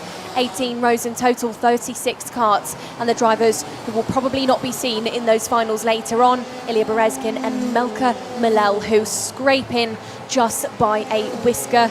We've lost a number of drivers so far. We've lost both Peter and Michael Gurecki, Isaac Sayer and Martina Romlanova as well. But now we're looking to cut this field in half. 36 seniors will be seen in your finals later on this afternoon. Benjamin Magnac being the protagonist in this race to try and set himself up on the sharp end, on the business end of your grid. Warriors have been in the form of James Anagnostiadis this weekend. Of course, he is the main name we're looking at, but who can try and sweep their way through? Magnac potentially looks to line himself up really well, but as does Eli Christian and Valerio Villapiana. Both Tony Karts there, starting from 2nd and 3rd, are on the charge to be looking at some business end starts for those finals later on. Last superheat of the day. Top 5 within this one: Magnac, Christian, Villapiana, McGoy and Peschel. Indeed. As the field gets themselves ready to go for this race, we will see hopefully everyone have a good, strong and safe race here in the seniors as they get themselves ready to go. Last time in the Superheats, we see the synchronization before those finals. 3, 2, 1. Thank you very much. Oh, that was good. That was good. Very good synchronization. That is a yes from me. Very slow here. And that was very crucial there for our driver starting in 3rd place. Valerio Villapiana just getting a bump start there from Indra Peschel as the field had gone so slow. He nearly stalled the engine, but got it going. Lovely shot of the blue sky there. It's fantastic to see. Lights are out and fight is on then. It's a great start for the inside road. Look at the cut. Peschel off the road there into turn 1. Squeezes through, but a huge accident there at turn 1. Multiple carts involved. A driver on the inside of the grass has taken out half of the field there, but the race continues on. Let's see who's been involved in that incident then at turn 2. Our timing screen updates. Maybe Aaron Garcia, Zarif Rekal was caught out. Archie Owen, I think, was caught out. Sebastian Mins was caught out. Endo Arata, Max Wyland, Nikita Bott, and Adam Gavin all caught out there at the start of the race, which has been cleared very quickly by the marshalling team. Race leaders coming through, though, into double-waved yellows to start their second lap. Maniac, great race start. Yellow flags are out, but an overtake there by McGoy. McGoy goes in on Valerio Viapiana, but it's yellow flags down at that second corner. That means that McGoy's going to probably be in trouble later on. You cannot do that. And we saw other drivers earlier on in our seniors also not listen. Davide Bataro now down the inside, gets the move done on Canal there, just shows him some muscle through the exits of turn number 5. Second sector approach for these drivers as again you're seeing these overtakes go on. This time we've got one of the Birrells sending it down the inside to get inside of the top 10. Out in the front though, quite crucially, Benjamin Maniac from Ili Christian, Peschel, Davide Bataro, Canal from Viapiana as Big Send down the inside on the entrance towards turn number 13. As there you can see the likes of Nikita Bott exiting and having their weekend cut short. This time again we've got that overtake into that second corner as we'll watch a replay, you know, clear as day there for McGoy. Yeah, I mean, they'll argue that they gave it back directly away, but I don't think that's the point of it. The point of it is you overtook under a yellow flag, so that's quite an interesting thing there. Still kicking off though here. McGoy and Viapiana still fighting away. Gas there as well, but there at the front, Garo Canal, Bataro, Peschel, all trying to break away from, all trying to close in on Maniac at the front, who's setting purple sectors here. Has got an 0.8 of a second advantage from that group behind. Over the start-finish line they go. They whiz past as they extend to 130 kilometres an hour. Maniac now holding on to a front row start for the final. So leads this race and is, for the time being, sat 2 points away from James Anagnostiadis. Of course, he cannot do more than he currently is. He's the leader of things. He cannot extend, he cannot bridge that gap anymore to the Australian, but he could be starting alongside as long as he stays in this top spot ahead of Ili Christian. And with that purple lap, looks to extend that, looks to help himself ever more. Drivers further behind, still trying to pick up some positions. Davide Bataro trying to edge closer to the top 3, but he's got to fend off Canal, McGoy and Valerio Viapiana. Viapiana's been really strong this weekend here, Anthony, but race start, you know, just then wasn't the one for him. Has dropped down so far 4 positions to be P7. Indeed, a bit of a tough one there, but not the end of the world. As liking this down the inside, Michael McGoy again, Gabriel Canal, and dear, Canal squeezed off the road there. Rejoins, but has lost out, and Viapiana will get through now. Maniac setting the fastest lap of the race. He's having a great run there at the front. No drama whatsoever. Chris in as well is becoming under increasing pressure from Peschel. The 2 Tony cuts here, I can imagine, will work together, but their adventure to try and close in on Maniac is not going the way they want it. The gap's still extending to 1.3. Peschel currently sat P6 in your Superheats standing, so points for him. He's got 260. Even if he does get past Ili Christian, closing the gap up to Noah Baglin is going to be quite different. Christian's points ahead of Peschel. You know, I actually wouldn't say Peschel's going to be too desperate to go for an overtake if it presents himself. If the gap does just naturally open, he will jump through it. But I don't think he's going to force his way through, because essentially there's not too much point for Peschel at this stage currently, unless Benjamin Maniac makes a massive mistake, and then we see the battle for the race lead go on. Still in the background, things look to heighten up and kick up some fights. That's one of the Fusions looking to lose out position further back. Can't quite make out the name. There's potentially Nathan Kappen down in P29. settled down compared to our first Superheat of the day, actually. You know, Anthony, the first group chose to light things up. This group actually in a bit of a lull phase, are quite relaxed out there. Yeah, I will say, as I haven't had breathing exercises going into this race like I did with that first one, but still very tense moments out there for them. And I think those tense moments may still be yet to be seen for this field just as of yet. There in the background, Rafael Borsato. Look at that charge from Rafael Borsato. 22 places gained to try and get into that final. I think that's a valiant attempt. Yeah, that was the change as well just then for Aaron Garcia and Sebastian Verga there. So Garcia trying to pick up some positions. He was, of course, caught out at the race start. 13 places lost so far for the Spaniard, who, of course, qualified P35 overall, climbed P18 in your standings. It is likely that Garcia will be seen in that final, but he's still got to try and put in some hard work for the rest of this race. He's still got to try and develop on those positions. Out in the front, Benjamin Magnac, 1.5 seconds clear now from Christian. Peschel and Christian still together, but they're not glued together through turns 6 and 7. This is a nice little fight further back. Some drivers, of course, understanding that this is going to be their last appearance today. Of course, some drivers, many, are going to go no further. And we can absolutely confirm drivers like Seb Mins, Max Whalen, Nikita Botts and Victor Gustafsson will have their weekends cut short. Yeah, and that is a shame as well. There's some good names in that field that just haven't had the weekend that I wanted. I mean, we're watching the fight here down in 27th place. It's Nathan Kaplan, Asher Osteen and Matteo Gallo fighting away. They're having a great fight, but it's in a position where they just don't want to be at. Yeah, some drivers, you know, get to that point in the weekend where they know it's sort of over and then they just go out and have a bit of fun. They know that they're not going to pick up enough points to be seen in the finals. That's maybe what you're seeing from drivers further back. That's a change in towards turns 6 and 7 then. Again, these are for drivers that we probably won't be seeing later on. Names and numbers, of course, have had some good ones so far. Ilya Berezkin being one of those. Berezkin up to P23 with 12 places. He's one of the names that did, of course, deploy some new rubber. Magnac with that pace in the front, extending that gap, helped, of course, because he was one of those drivers that saved that new tyre until the very last moment, saved it to this Superheat, and now I would say has helped him with that gap that he's bought himself. Yeah, it certainly has, but this here, Ols just taking these drivers to the end. Just remind you of that intermediate classification just at this point, of course. Aning Rossioles 316.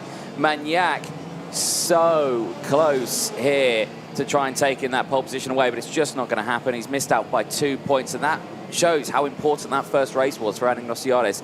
If he would have finished there in 4th place, he would have lost pole position. So vital that he was able to close back in that first Superheat, and that keeps him on that front row. But Aning Rossioles and Benjamin Magnac on the front row, a combination that I don't think we've seen on a front row start yet this season, and that could be quite an interesting one. Here, though, is also an interesting one, because down the inside, we're going to see the changes. Marco Gast under pressure. Miguez goes through, but Sato has closed in and would like a piece of this to try and gain back that 22nd spot. Dipkowski's having a good race also. He's on an 18-place gain through the field with his attempt to get into the final. But all these drivers here, again, do they know at this point that this is it? This is the last few places I'm going to get. This is all I can do. See what will happen for that final later on. Yeah, indeed. So drivers, of course, looking at that final, the setup of things. You've got 3 Tony Kart teammates currently sat inside of your top 8, so they would have spots in those front 4 rows. Via Piana, Jindřich Peschel and Ili Christian. You're then going to have probably a lone NP of Henry Domain. He will be starting alongside Noah Baglin. Baglin could be helped by teammate and pole sitter of James Enignostiadis, who will, like you said there, Anthony, be starting alongside Benjamin Magnac. But then, of course, you've got Zach Drummond in the mix as well. Drummond will be starting things with the, of course, in the sharper end. Qualifying wasn't the one for Drummond, but like what we see from him time and time again, picks away positions throughout qualifying heats, and now will be exactly where you expect to see him, at the front. Drivers now still settled. The 2 Tony Karts then of Christian and Peschel have broken away from each other, but actually Peschel now lacking something in this stage of the race. More laps left to go. Peschel's pace out there, 48.5 on the previous lap. Davide Bottaro went purple in sector number 1 and set a 48.279. So he's got 2.5 tenths to his name, faster than Peschel. And that could help Davide Bottaro because he's not currently sat inside of your top 8. And he's one of the drivers that knows some points will help him here. Peschel could look to start to get nervous in a moment's time. Drivers that will be nervous, drivers that look to be cut off after this race. Kasper Reipold, who you just saw flash on your screen, he sat down there in P17. We've got Sharp, Dudkowski, Pedrotti, Garcia, Verga and Ilya Berezkin. However, actually, as we say his name, do think Aaron Garcia will be qualifying later on. But big grids mean big losses for names, just naturally because you've got so many drivers to try and out-qualify. One small bad result will cost you your position in that final. Magnac still leads things, of course, still continues to impress, still continues to use that newer tyre to extend things. It's now almost 2 seconds. It's almost one of the biggest race leads so far we've seen this weekend. Certainly is, and for Miguez, they are trying to put those times in, and sets the fastest lap of the race, goes 9th. Place with a 6th place gain with that fastest lap, so looking very strong. Peschel here under increasing pressure though, Nicole, from Davide Bottaro as they enter onto these final stages of the race. Lap 15 we are on, and here Peschel just keeping an eye on Bottaro, and I've got to say Michael McGoy, maybe in a spot of bother still, remember, could capitalise massively on here. Looks to the inside, no, thinks against it, tried to get the up and under. Peschel doing everything he can to hold on to 3rd place. Peschel looks in his mirrors then and sees a mirror full of Calicart behind him. Does get a bit of a boost in towards 6 and 7 by Davide Bottaro. Davide Bottaro now going to look down the inside, tags Peschel. Peschel over the road, off the grass. Michael McGoy now makes the most of that situation, but Davide Bottaro is going to have the inside line through 13 down towards 14. Peschel still is in things, but has lost position to teammate of Valerio Villapiana as the last lap is now into for your last superheat of the day. I don't think Peschel's going to be too happy with that one. McGoy to the inside now is going wheel to wheel with Villapiana. Villapiana trying to gain the places here, and there you can see it's all kicking off in the background. Gabo Canal to the outside, Peschel to the inside as they all go through. The fighting in the background as well. Tal, Miguez and Gast fighting for position also there in the background. So plenty of action is on here for the drivers, but you can imagine tension starting to build then in these last few metres of this race. Benjamin Magnac, though, at the front of the field. Well, he's got nothing to worry about as he rounds the final turn. He will see the checker flag, and he will see a front row start for the final later on today. Chrisen will take 2nd, but who will take 3rd? Bottaro will hold on to it. McGoy from Peschel, Canal from Tal, Villapiana Miguez from Bassato. Gast rounds out the top 11. But for Benjamin Magnac there, a strong end to the Superheats phase, to the qualifying heats phase. There's only one more race to go where he will go wheel to wheel with James and Ignostiidis for that final. That will see the likes of Henry Domain on the inside of row 2. Chrisen will be 4th, Baglin will be 5th, Drummond 6th, McGoy and Bottaro 7th and 8th. That's all provisional, of course, on that final grid. And that will be the race to watch later on today, which we will have to wait a bit of time for. That race start at 12:45. And we will, of course, be seeing that one out on circuit very soon. Of course, we've had few delays, which means that it's only in about an hour's time we'll be seeing the flag drop for that race. So still a break ahead of us here. But the racing concluded for the moment, as we will see the fields get themselves primed and ready for those finals. Benjamin Magnac there just has last celebrations at the end of that one. Calm, collected, because he knows the work isn't done yet. The job of the final is upon him, where he will start on that front row of the grid. And this will help out championship fights, of course, for Benjamin Magnac, currently 7th going into today.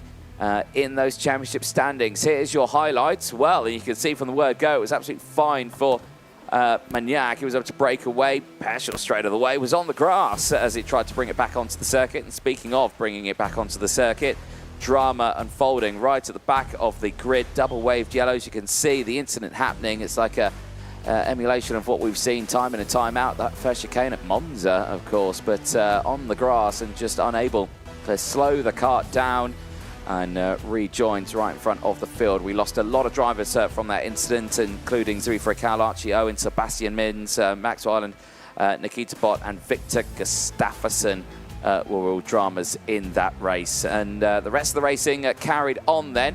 Bataro having the close fights with Gabo Canal. They continued that trend on for the majority of that race as Benjamin Yap was able to break away. Chrisen and Peschel tried to close in, but it wasn't meant to be. They would stay line astern for the majority of it. Let's head down, though, to Parc Ferme. We'll leave you these replays with Nicole Sutherland. Well then, all of our pole sitters for later Ron's finals are confirmed. Benjamin, you didn't quite manage the pole. It's only 2 points that split up you and James, but you've taken, of course, a Superheats win. Starting from that front row, first time we'll be seeing that from you this year, so despite not being on pole, good feeling, right? Yeah, no, I mean, the team's done an amazing job this week so far, Chassis was really good, engine as well, so yeah, really proud of them and yeah, really nice. And Benjamin, I don't want to reveal too much because we will be speaking to you, of course, on that grid walk later on. So great job so far, and I'll see you this afternoon. Of course, we've got our pole sitters for both of those finals. We'll go back up to Anthony Jordan to hear at what time we can expect to see those. Thank you very much, Nicole Sutherland. Well, it'll be in roughly about an hour's time. We will see those karts going around on the track for the finals. But these highlights still going on at the end of this one. The last few moments for drivers to gain those positions, and all the way in the background of the field there, Egon Pedrotti just trying to get those last few moments there and going wheel to wheel through the turns. This moment for Peschel, I don't suspect to be too happy with that one on those last remaining laps of the race. He lost down a fair few places there, just off the chicane with Bataro trying to go through, and McGoy there as well. Another look at it there, in towards 10, 11 and 12. And the two continuing on. Checking over the shoulder, Benjamin Magnac. And, well, strong race. Missed out in that pole by only 2 points. However, he is still on that front row and still showing he's got the pace to bring it to James Anagnosiadis later on in that senior final. Of course, the junior final as well. That's going to be an incredibly close fight that at this moment, of course, we'll see Daniel Miron and Denny Babacek on that front row of the grid as well. Those finals coming up at 12:45 and 1:25 as well, so make sure you set those alarms. We'll be back in roughly around 55 or so minutes ahead of that final. Well, there you go, 47 minutes ahead of that final. We'll see you in a few moments' time. From myself, Andy Jordan and Nicole Sutherland, we'll see you in a few.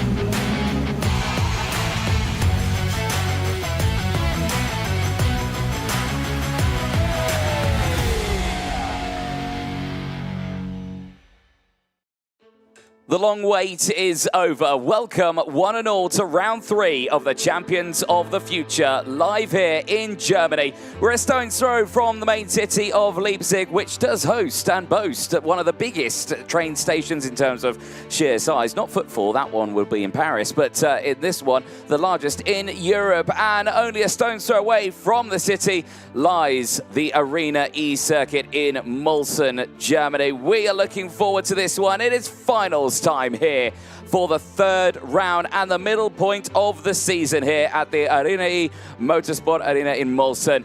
Year opening 2019. It took 10 years of development to get it ready to where it is today, which is built inside a quarry as well, so keeps the sound nice and closed in for us all here. Event record set earlier on in the weekend by Illy Christian in time qualifying into those 47s. No one's beaten that time. Very long straights here at Mülsen means very high speeds, but 1,315 meters is the total track length, around 7 to 11 meters wide. And about 1 to 3 meters of elevation change over the course of the lap, meaning it is very flat here with very smooth tarmac that is surrounded by 14 turns out there, 8 to the right, 6 to the left, and 4 hairpins. Each and every one of those turns provides its own unique challenges, many of them ample overtaking opportunities. We see those overtakes all the way down in towards turn number 2 at that hairpin, then down the next straight in towards turn 3, then down the next straight into turn 6, and then down the long back straight into turn 13 to then end the lap around the flat out turn 14 as drivers will reach a staggering 130 kilometers an hour into the braking zone at turn number 2, averaging around 100 kilometers an hour around the lap. This is quite literally a very fast circuit for our drivers. And right now, just 2 races left to go here for the field, as we will see the juniors and the seniors heading out on to the track, which will kickstart with the juniors. Yes, a little bit delayed, a little bit behind schedule, but we are back with our first race, which will see the OK Junior final, 20 laps, 26.5 kilometer race distance. Myself, Anthony Jordan, and Nicole Sutherland in the commentary box, ready to see the start of this race. But looking forward to it, Nicole. The sun is shining. It's a beautiful day, but again, the tension is very, very tense out there. Yeah, I think today you could cut the tension with a blunt stone for some of these drivers. It's been fiery today in all of your first 3 Superheats this morning. It was really busy. There was a lot going on. Your 4th and final actually calmed down. I would say that group of 36 actually learnt a few things from the previous groups. But now we found our 72 best across the course of your OK Junior and your OK classes for these 2 final races of the day. Indeed, and it does all fall down to these last 2 races, and with the juniors starting, it will see the likes of Daniel Miron and Denny Babacek on the front row of the grid for this one. Daniel Miron, who put it on pole position in timed qualifying at the start of this weekend. Denny Babacek, who qualified 32nd, yet joins him on that front row of the grid. That tells a very different story for the 2 drivers. Here's the class though. OK Junior drivers aged 12 to 14 years of age. 93 entries into this weekend from 41 different nationalities. Nationalities from all over the world here. Absolutely superb to see. The class itself though, well, they're packing a good punch here in these ones. The 125cc, it outputs 29 brake horsepower. Minimum weight 140 kilos. Any gram underneath that, there will be in a spot of bother. But those karts can still accelerate to nearly 125 kilometers an hour over the speed trap on the start-finish line. Impeccably fast for the juniors. Tyres that they're using this weekend, well, the same as they have for the last couple of years. Maxxis options, the MAOs being used this weekend, as always, with the Maxxis range not needed. The 6 tyres, plus that brand new set for the final, which is now on board for the field as they get ready to go racing here. Tension, like you say, very high out there, with everyone now waiting to see what they can achieve in this next race, their longest race of the weekend. and this is certainly going to be an exciting one. So the racing so far, if you have been joining us throughout the weekend, well, thank you, one, for tuning in and watching. But it's been fraught with dramas out there. This track so fast, so technical, so demanding on a driver with those long straights and heavy braking zones will make it very interesting. Here's your starting grid then for the juniors. Daniel Miron and Denny Babacek will go from row number 1. Will Green and Antonio Pittonia take row 2. Emerson McAndrew-Uren will start alongside Priam Bruneau, who comes into this round as current championship leader. Rest of the field here, Lucas Palacio and Nicolo Perico go from row 4. They'll see Leonardo Gorski and Alexander Legenki on row 5. Oscar Nivoli and Zach Zhu will take row number 6. Row 7 will see Gianni Giodello and Henry Constant Kumpin. They'll see Remy Samchek and Alexander Lazarus on row 8. Antoine Venant and Julian Rivera, who was second fastest in time qualifying, is in this final but finds himself P18 on row number 9. Row 10 will see Matvey Duganov and Alexandre Point. Point again, another very quick driver in the racing here, but finds himself on that 10th row of the grid. They'll see Alessandro Truchot and Harry Williams on row number 11. Giacomo Justo and Teal Pelfrain, they will take row 12. They will see Alex Malota and Miguel Manzano on row 13. Samuel Kagay and Gihal Fue will take row 14. Maddox Zaric and Julian Frasnelli find themselves all the way on row 15 out there. A lot of work to be done, but not the end of the world, with the final 3 rows being Stan Ratajski, Benjamin Westwood, Guillermo Bassato, Michelle Orlando, Maxim Bobajov, and Stepan Mazepin, who just make it in to the final. For this one, for the juniors, 20 laps ahead of the field as they get themselves primed and ready to go. The sun shining and the air temperature holding at 19 degrees out there. The field very much ready for this fight, and there you can see many of the officials down there. Dan Ashton, Deputy Race Director Martin Bean, Race Director, a few words of encouragement for the field, and there you can see some of the drivers starting at the sharp end of the field. Denny Babacek, smile on his face all the way. There you can see everyone else getting primed and ready to go. Gypsy Girodello there as well, ready to go. Will Green on the front row. Perico as well has had tough ones on this, but finds himself a little further back. But this one for Daniel Miron on that pole position spot, ready to see what he can achieve in this race. But he's going to have that close competition of Denny Babacek. Here is your championship standings then. Going into this final, Priam Bruneau still leads it. His results that he's claimed over this one still sees him with 199 points at the top of that board. Will Green still there in second with 152 from Julian Frasnelli's 147.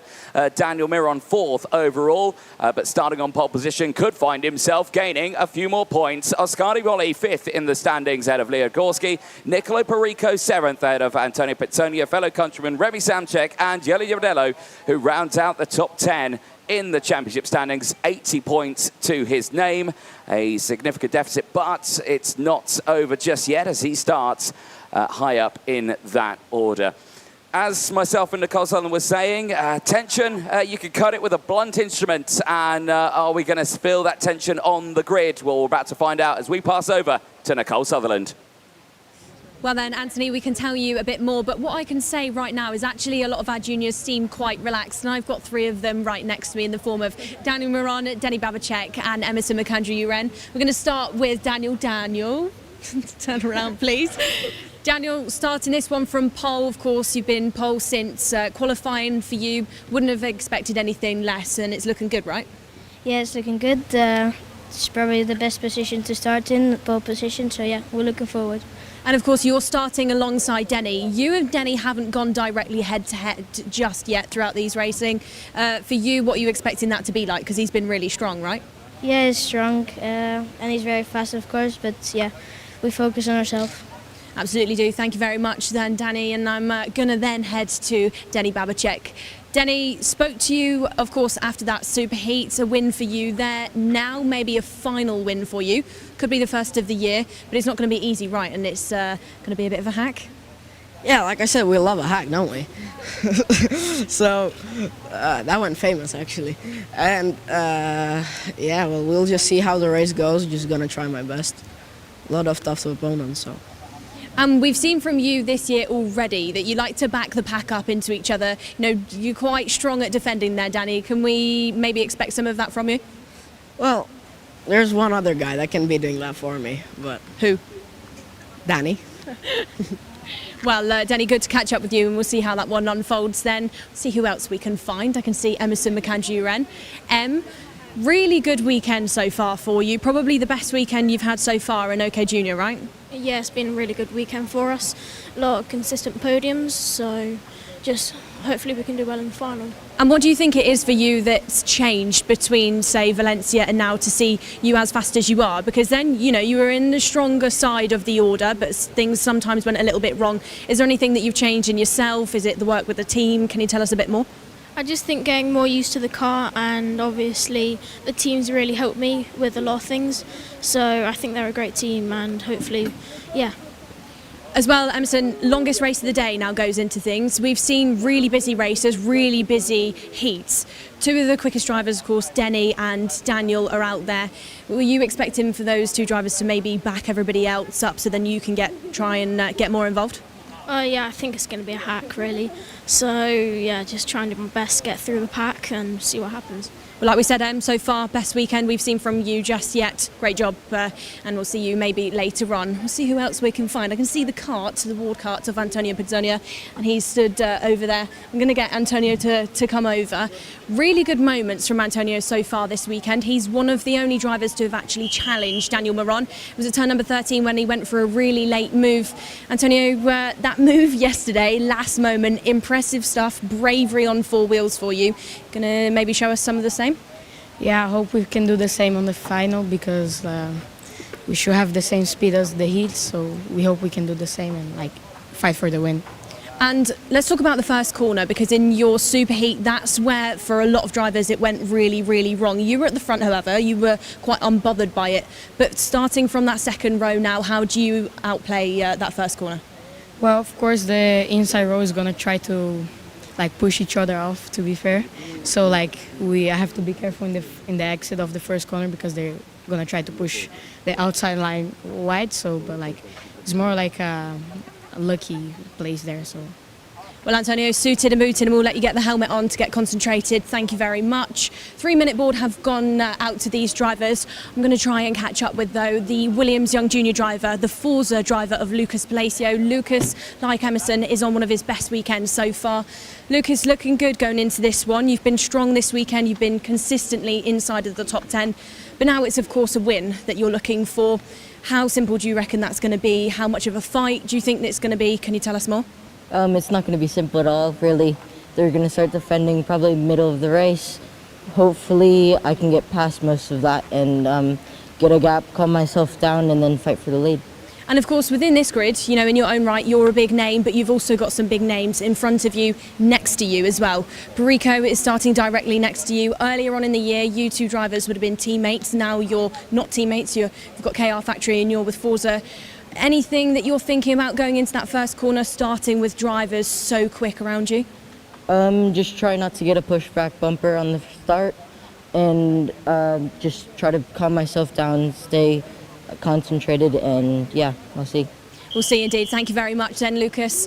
1 minute left to go for these drivers, 60 more seconds for them to try and get into the zone. First final of the weekend here in Mülsen. We've seen so far this weekend, and we're going to see just the same going into this OK Junior final.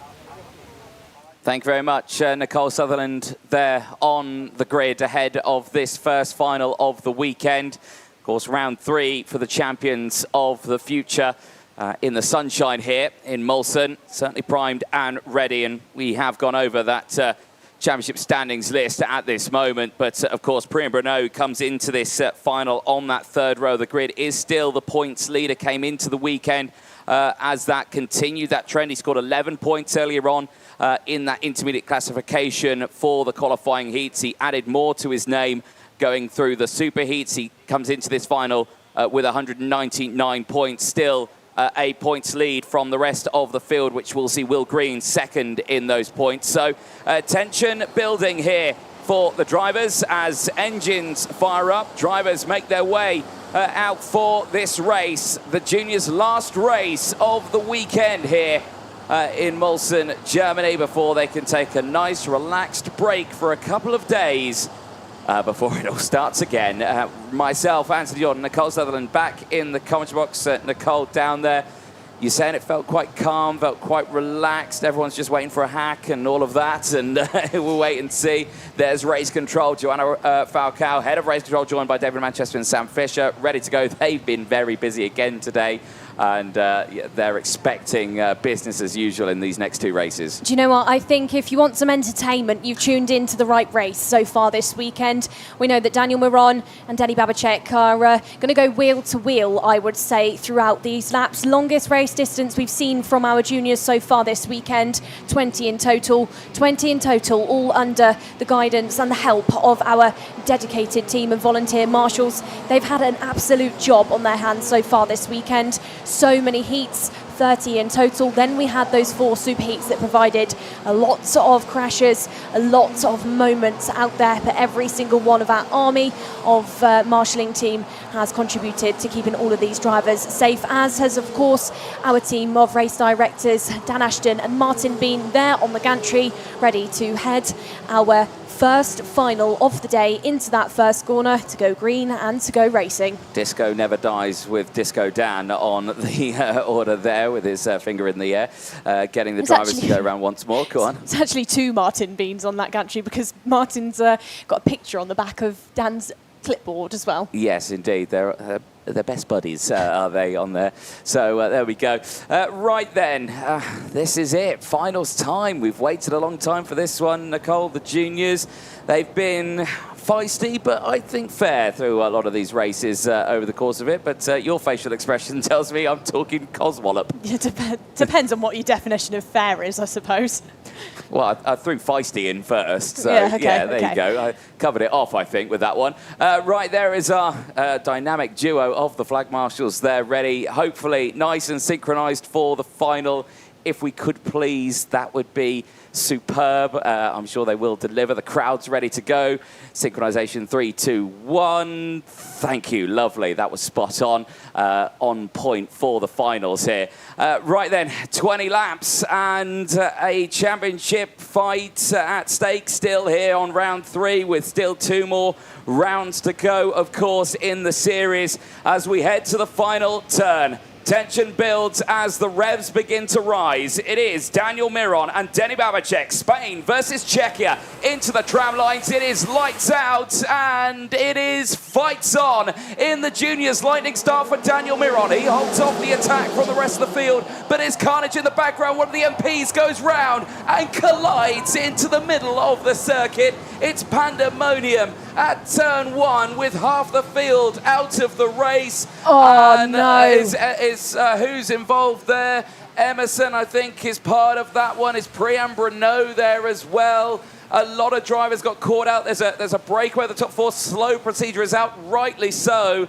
But let's see who was involved on that one. So Will Green was off the road. Will Green, Emerson Macandrew-Uren was off the road. Leo Gorski, Oscar Divoli's off the road. Alexander Lazarus, Antoine Vinot, Matvey Durganov, Alexandre Point, Harry Williams, Giacomo Justo, Smacker in the back of the grid, Ratajski, Westwood, Bassato, Orlando, all off the road, and so many drivers there caught out at the very beginning, and the red flag has now come out.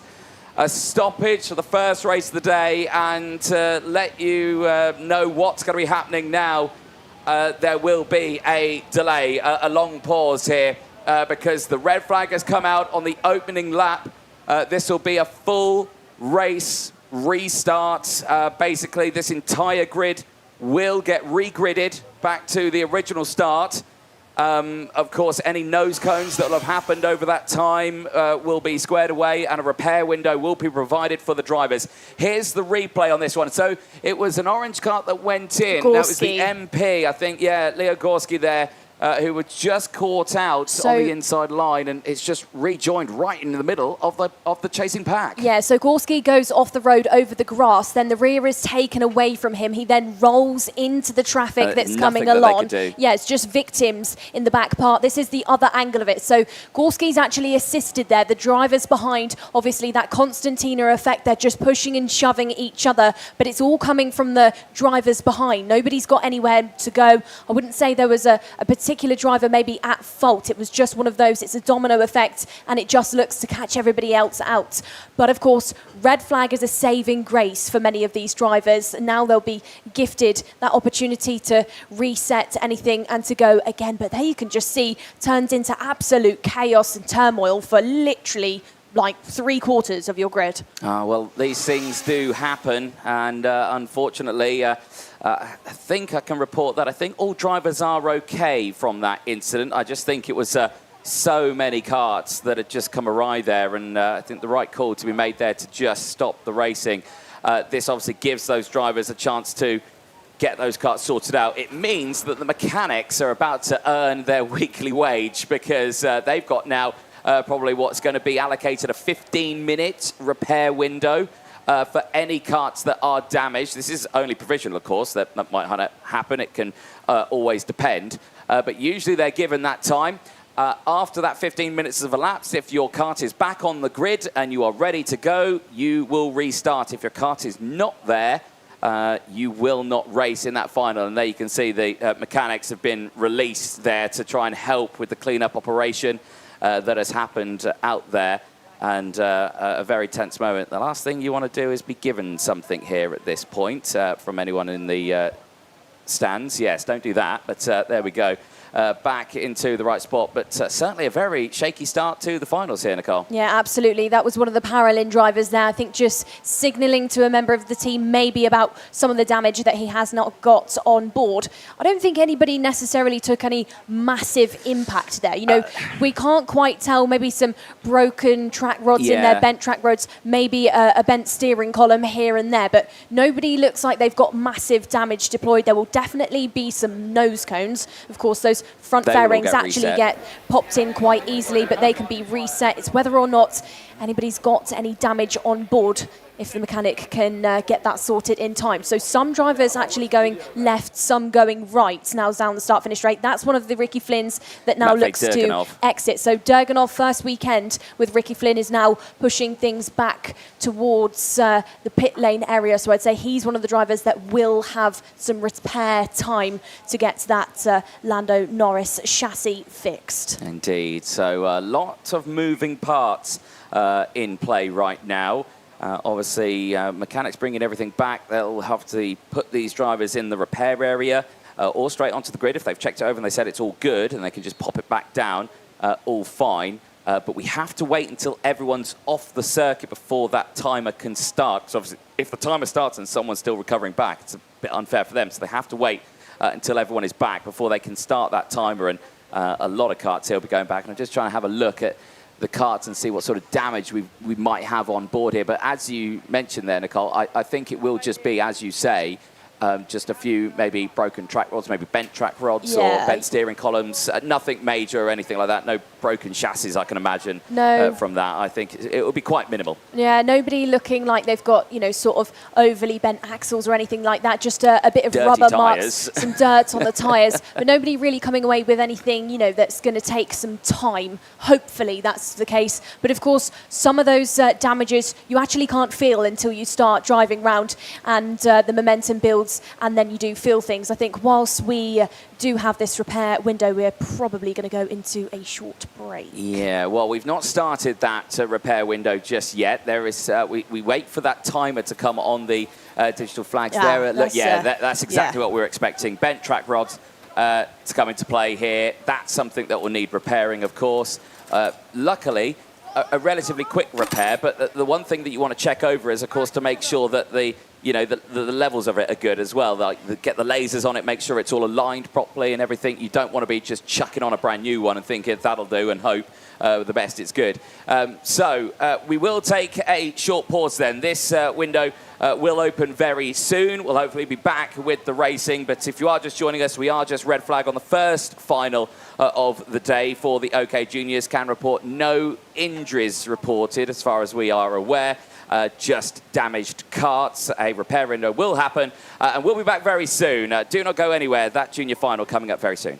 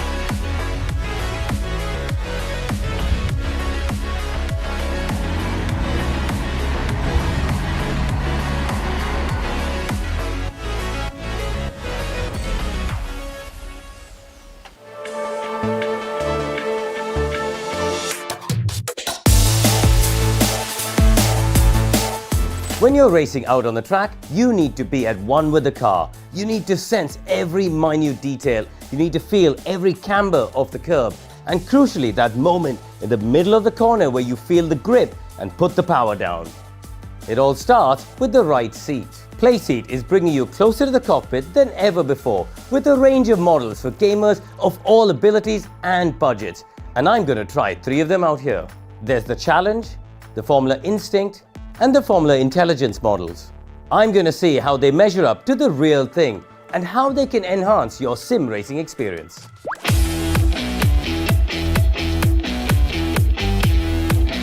Let's start with the Playseat Challenge. With a quick 10-second storage and setup, this seems like the perfect gateway into sim racing for gamers of all ages. There's only one way to know for sure though.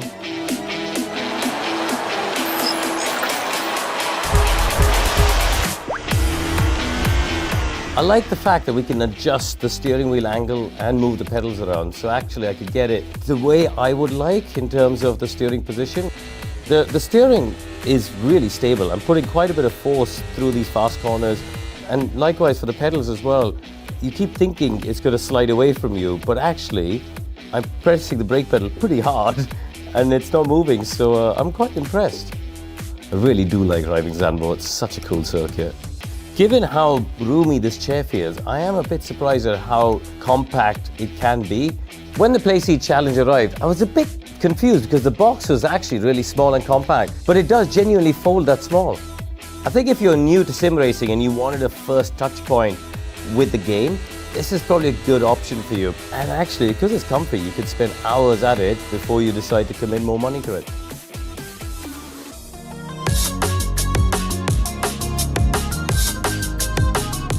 Now I'm going to try the Playseat Formula Instinct F1 Edition.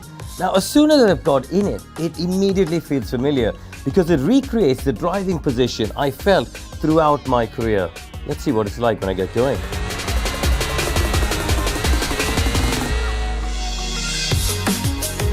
The X-Adapt frame is really handy because you're able to really customize every part of the seat structure for your own body. You can adjust the angle of the steering and of course move the seat forward and backwards to get exactly where you want for a long night of sim racing. Just coming through the final corner.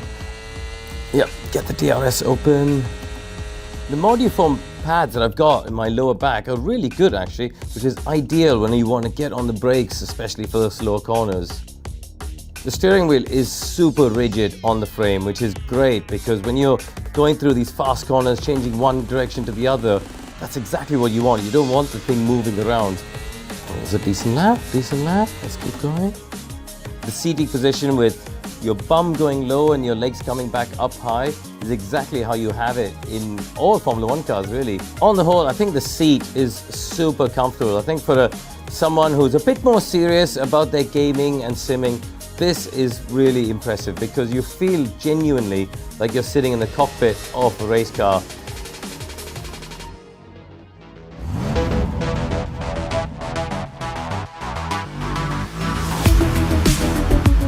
Now, I've been excited to try this model for some time, the Playseat Formula Intelligence F1 Edition, because it's been designed with the help of real F1 drivers and also some of the top sim racers on the planet.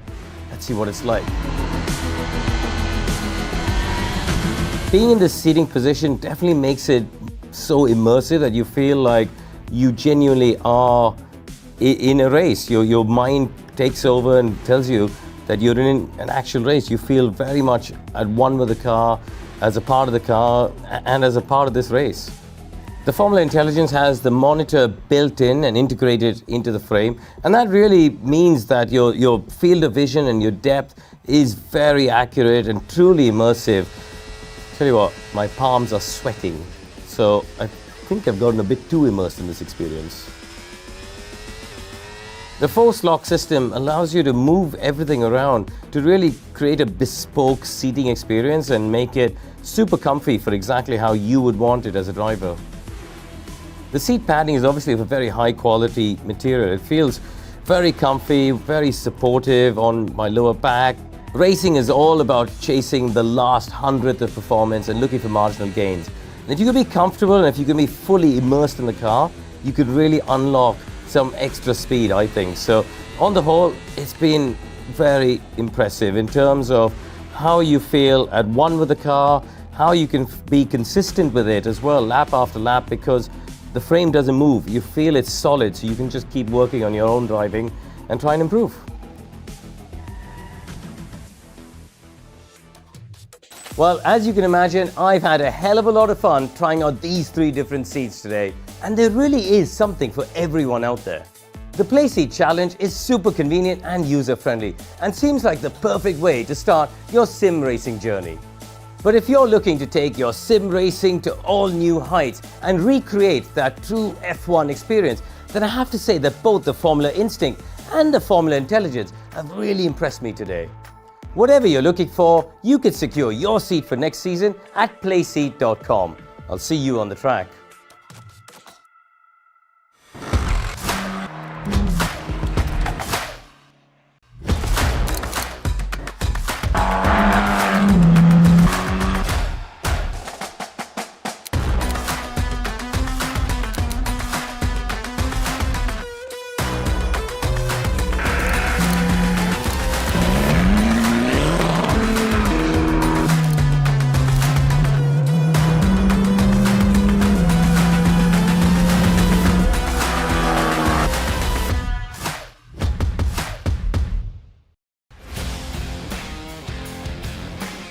It makes life a lot easier out the track, so you don't have to worry about school and on-track performance and grades and all that sort of stuff.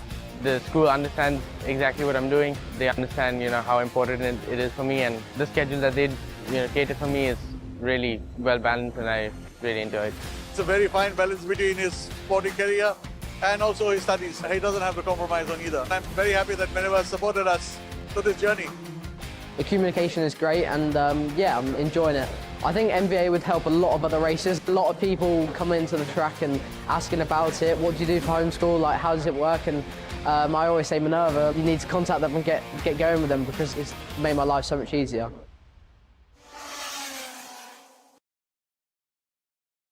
Live coverage here of the Champions of the Future, round 3 here in Mülsen, Germany. Sun is still shining, but if you just joined us back, we are in the middle of a red flag and the middle of a repair window. 6.5 minutes remain of that repair window, and as you can see from these live pictures, Emerson Makandu, Jeroen's machine, still getting a little bit of work, and I have got Emerson just here. Emerson, quick chat with you. Very difficult start there. Tell us what happened. What did you see? All I could see was the sky, really. Well, that's a bit suboptimal at the start of a race, but you got a bit of damage to the back of the car. It looks like a new bumper going on for you. Yeah, we just got hit really hard from behind, and then our front nose cone got wedged in the tyre, so I couldn't turn and just went straight into the wall. Very unfortunate, but you're okay? Yeah, I'm all good. Excellent, and we'll see you back out there again for this one. Best of luck for you. Thank you. Excellent stuff. Obviously, we were looking at the start of that one, and it was an MP that went onto the road. Now I can see a certain Leo Gorski coming towards me. Leo, well, first of all, are you okay?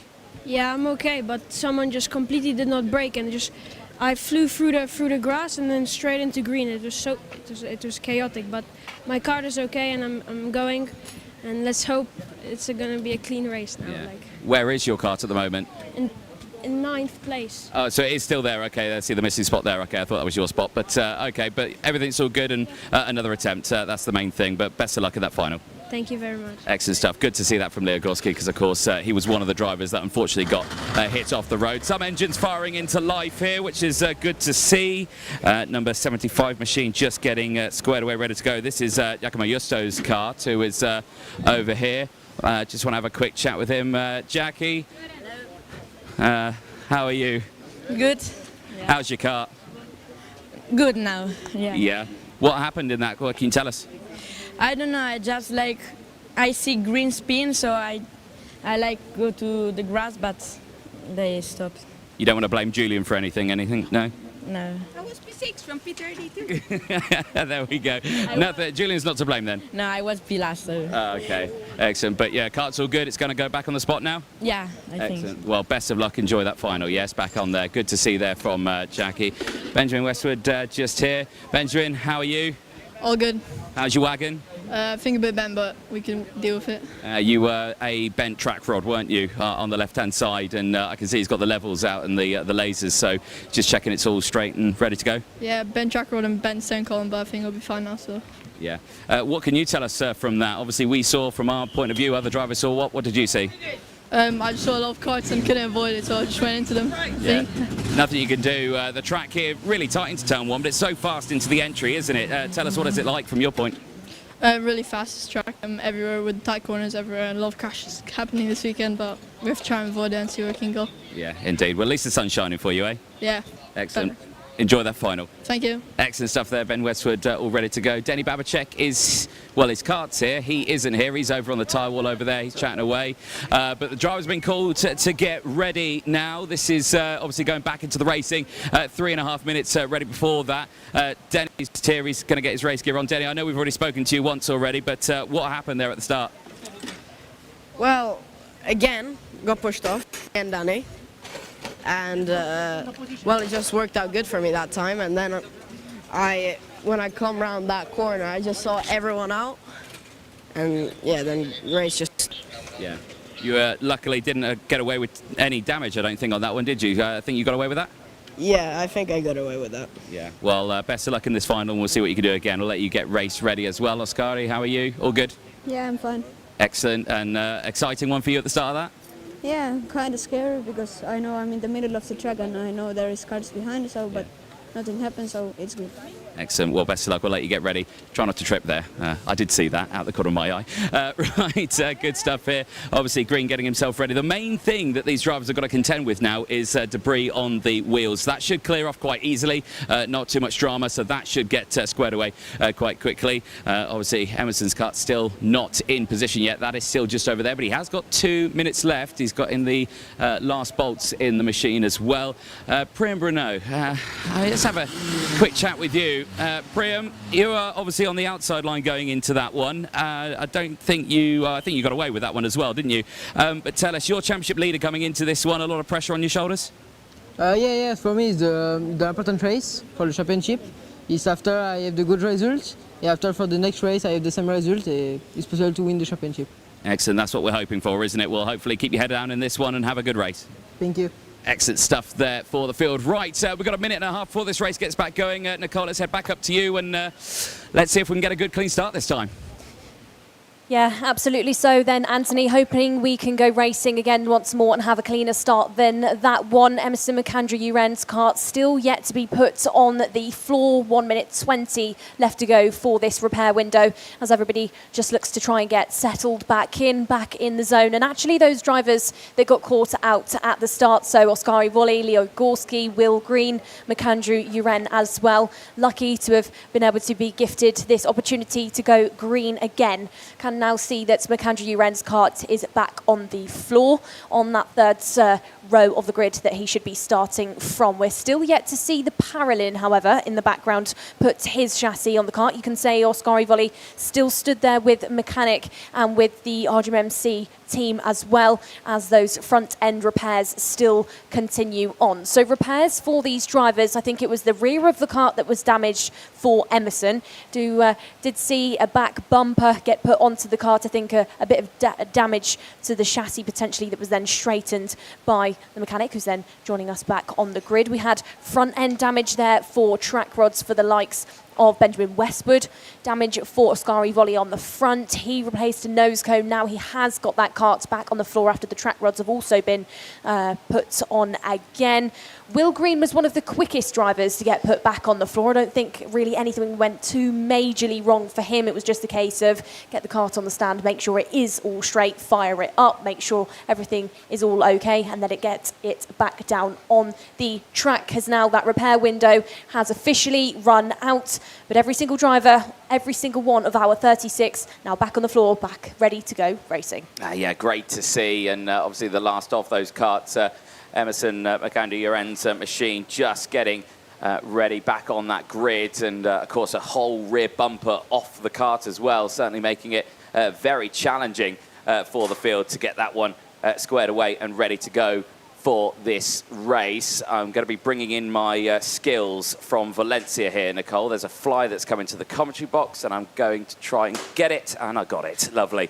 No, you didn't. You missed. Did I not? Oh, I thought I got it. Right, this race then, hopefully we get this one started this time around, as all the karts now hopefully fully repaired and back ready to go for this race. It's a complete restart, so no one's been moved around, no one's shuffled at all. The grid that we read out at the very start is still the same grid, and well, why don't we take you through that grid again for this one, because nothing's changed for it as the green flag waves and the field gets going very quickly. It is Daniel Miron and Denny Babacek on the front row of the grid, Will Green and Antonio Pettoni on row 2, Emerson McAndrew-Uren and Priyan Bruno go from row 3 with Lucas Palacio and Nicolo Perico on row number 4. At row 5, we'll see Leo Gorski and Alexander Legenki. They'll have Oskari Volley and Zach Zhu on row 6. Gianni Giardello and Henry Constant-Kumping going from row number 7. Remy Samchek, Alexander Lazarus, Antoine Vinard and Julian Rivera round out the first half of the field. Top 20 is started by Matvey Durganov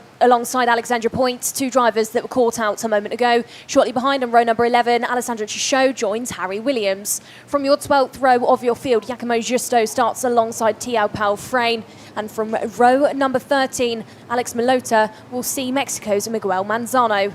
From 14, Savli Kage will be with Ji Hao Wei. Good results for them in those qualifying heats yesterday, sets them up nicely. Row number 15, no Marat Zvaric. He should have been starting alongside Julian Frasnelli. Your 16th row, Stan Rachajski alongside Benjamin Westwood. Benji Westwood, of course, front end damage for him. Hopefully it was just the track rods and not the chassis itself. And then from 17, Guillaume Bassato will start alongside Michelle Orlando. 18 rows in total, 36 karts. Bob Brashov was caught out at that start. Potentially a bit of a bent chassis out there for him, but we'll see how that one fares. He's starting alongside Stepan Mazepin as there is Marat Zvaric kart there parked. The Forza will not join us on this restart for your first final of the weekend. Indeed, it just didn't get started on the exit of turn 2, and yeah, unfortunately, just ground to a halt. So our first retirement from this race. I've got to say, current local time, we're pushing 5 to 2 This race was due to start at 12:45. To put us into context of how behind we are, unfortunately, no through to obviously with that red flag that's just come out, it's put a big delay on it. We had those races, big recoveries. A lot of the stewards seeing some drivers as well put some delays on things, but I think everyone ready to go for this one, and you've got a smile on your face. And, you know, we're returning here next week as well, so many of the teams, many of the drivers staying here, so not too many people have got flights that they need to go and run off to. Yeah, that's all right. And your flight to go home as well isn't until 10 o'clock 10 tonight, 10 so PM. you're absolutely fine, so no drama whatsoever. Right then, for these drivers to get going in this race, we will see what happens for the field as they are ready to go racing, and we'll see the synchronization from the flags. Ready? 3, 2, 1.5. There we go. Perfect. I'll give that 8 out of 10 on that one. Right then, attempt 2 at this one for the juniors. Daniel Miron and Denny Babacek then on the front of the grid once more. They got away with it the first time around. Let's see what happens this time for the field as once again they enter towards those tram lines. Are we going to be racing this time? Let's find out as they enter those tram lines. It is lights out and fights on in the juniors once again. Good start for Miron on the inside line. This time, no one on that inside grass. They all managed to get into the braking zone, but it's not worked out for 4 karts in the background. They have tumbled out. Yellow flags are out, but the race continues. Miron goes defensive, but he's not in the lead anymore because round the outside tries to go Gorski. It's not worked out for him. Miron's down to second place. It's a Forza that leads the way. And I'm trying to work that. Is that Lucas Palacio at the front of the grid? That's been an astonishing start for the American, who leads the way here then on the opening lap of the final. Some drivers then going a bit more tentative through that second corner for this race start, but it wasn't the case for Lucas Palacio, who now commands the lead of this one. Green now going defensive from Gorskis. Oh, the Paralin closes in there as they are your drivers to not go any further. Julian Rivera being one of those. Rivera, though, pushing that kart off to the exit. Miron now takes back the race lead. Yellow flags are out at turn number 2, so no overtakes permitted for our drivers as they just whiz past Joeli Girardello, Alexander Lazarus and Julian Rivera, who join Marit Svaric to cannot continue the rest of this race. Down towards turn number 5, changes now going on for these drivers as Julian Frasnelli is one of those names to pick off some positions so far. 12 places gained for Frasnelli to sit P18 and of course is hunting down for a championship win this year. Was your Leconca winner, came into this weekend shortly behind Priam Bruno, and now will look to pick off some points once more. Miron not out of the woods yet. Palacio still very much there in P2 as that's Julian Rivera. Massive shame for Rivera, of course. First weekend in Champions of the Future, returns this year after a big foot injury earlier on in the weekend, but now his weekend is cut short as down the inside, that's Danny Babacek and Emerson McAndrew-Uren working together. Not teammates, even though they are running the same livery, one for Teps, one for the Tony Kart factory, but now they're glued together, P6 and P7. Indeed. So this is quite the incredible fight we're still seeing here for that top battle, but the eyes at the front here still showing Miron leading from Palacio. In terms of championship standings at this moment, with Priam Bruno there in 8th place. He still leads, but the gap comes down a little more as Green is a little further ahead up the road. It's only a couple of points different, but it still does close in. But Daniel Miron on the lead has jumped up to 3rd in the points, so he's having a very strong start to this one with his pole position getaway at the start of this final. In towards turn 1, there is Bruno. He's fighting with Pitsonia as off the road there. Goes Savale Kage, rejoins. Well, he gets an investigation for cutting the track. I don't suspect it was for that moment. Maybe early on in the lap, but that will certainly seem like an insult to injury. Bit of frustration going on there out on the track now. Will Green looking to hold up the pack as there are those more retirements out there. Malota, really good weekend at points for Malota, but now it just unravels for him. Just talking about the Green Denny Babacek fight out there now for P5. Green was looking to hold up Babacek. Babacek now thinking about Perico as there's a change in the background as the other drivers look to fight. Matvey Durganov there on your screen, qualified P50 in time qualifying on Thursday, now is sat inside of your top 10 with a 10 place gain. Really good stuff for the driver who's now new onto that OTK product, has jumped over from Energy Course. Just behind then, as we watch a replay of some of these moments, then just drivers dropping a couple of wheels, cutting the track again. This was that moment just a couple of laps ago.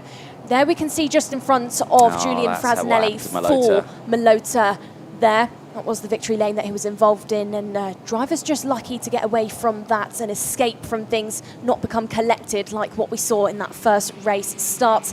There you can see Malota, rear is lost, turns round, and everybody else just having to avoid things.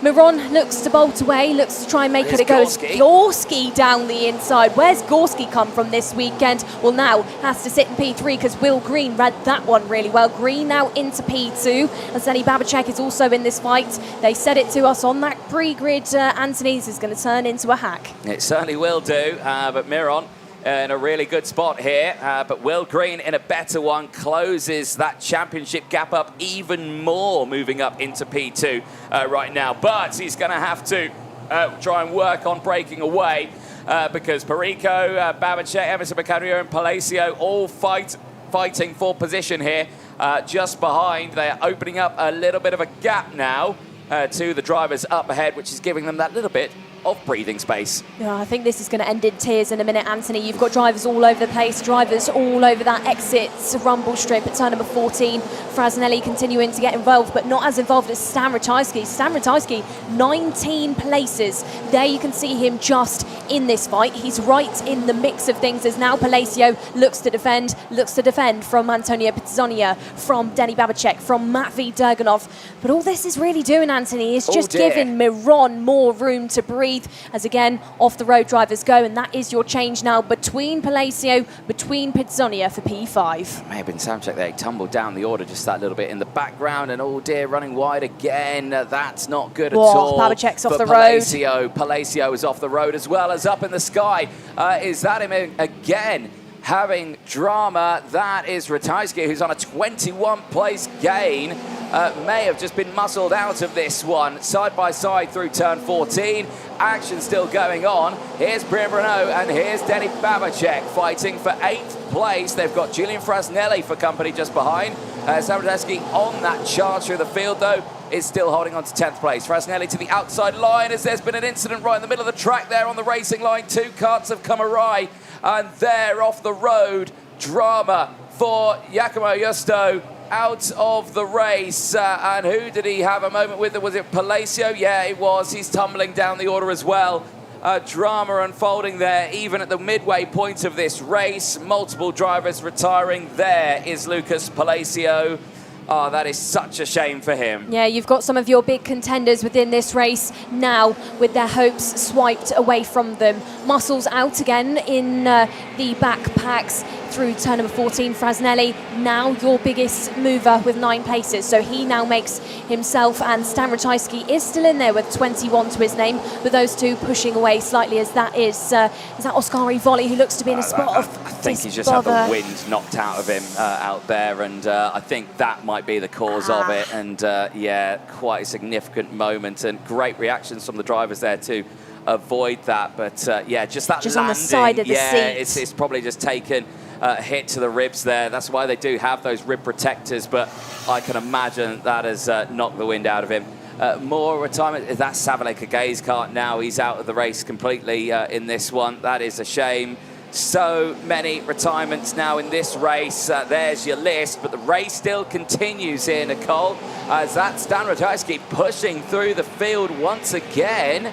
Is he inside the top 10? This is incredible for him. He's on a 22 place charge. Yeah, our drivers have their hands up now because we have gone under slow procedure. So many clean-up operations as well, and you can see there Oskari Volley just sat with our marshalling team on the barrier, just trying to calm things down. Really do hope that Oskari is okay out there, as he's now joined, I think, by one member of the medical team. But slow procedure for the rest of our drivers. What's that going to do for Daniel Miron? Well, we can tell you that 6/10 gap that he had given himself between him and Will Green is now closed in on. For these drivers, now, of course, this is a different type of circuit. They're a long straight, so the tyre naturally doesn't get as hot as you maybe would have seen at the likes of Valencia at La Conca. And in this stage of a slow procedure, every driver out there has really got to think about that. They've got to think about maintaining that momentum out there, the temperature, and staying locked in. Top 5, Miron from Green, from Gorski, from Akanji-Uren with Pitzonia. There is Oskari Volley, who will go no further, will join the other names that have had that full stop put on their weekend. We have had 8 in total not finish this one. We've then got Matvey, Durganov, Perico, Babacek, Wachajski and Priyan Bruno as the last drivers inside of the top 10. Oskari Volley has now walked off of the circuit, so he is okay out there, as we're still under yellows. Shortly, I would expect here, Anthony, they're probably going to go static in not too long. We were saying going into these finals that they might be a bit busy. I didn't expect this busy here, Nicole. Quite the physical little race they're having here. This has been the fieriest race I think we've seen so far this year in both classes. Yeah, indeed. And I mean, for fast speeds, I mean, provide that, of course, a very quick circuit here.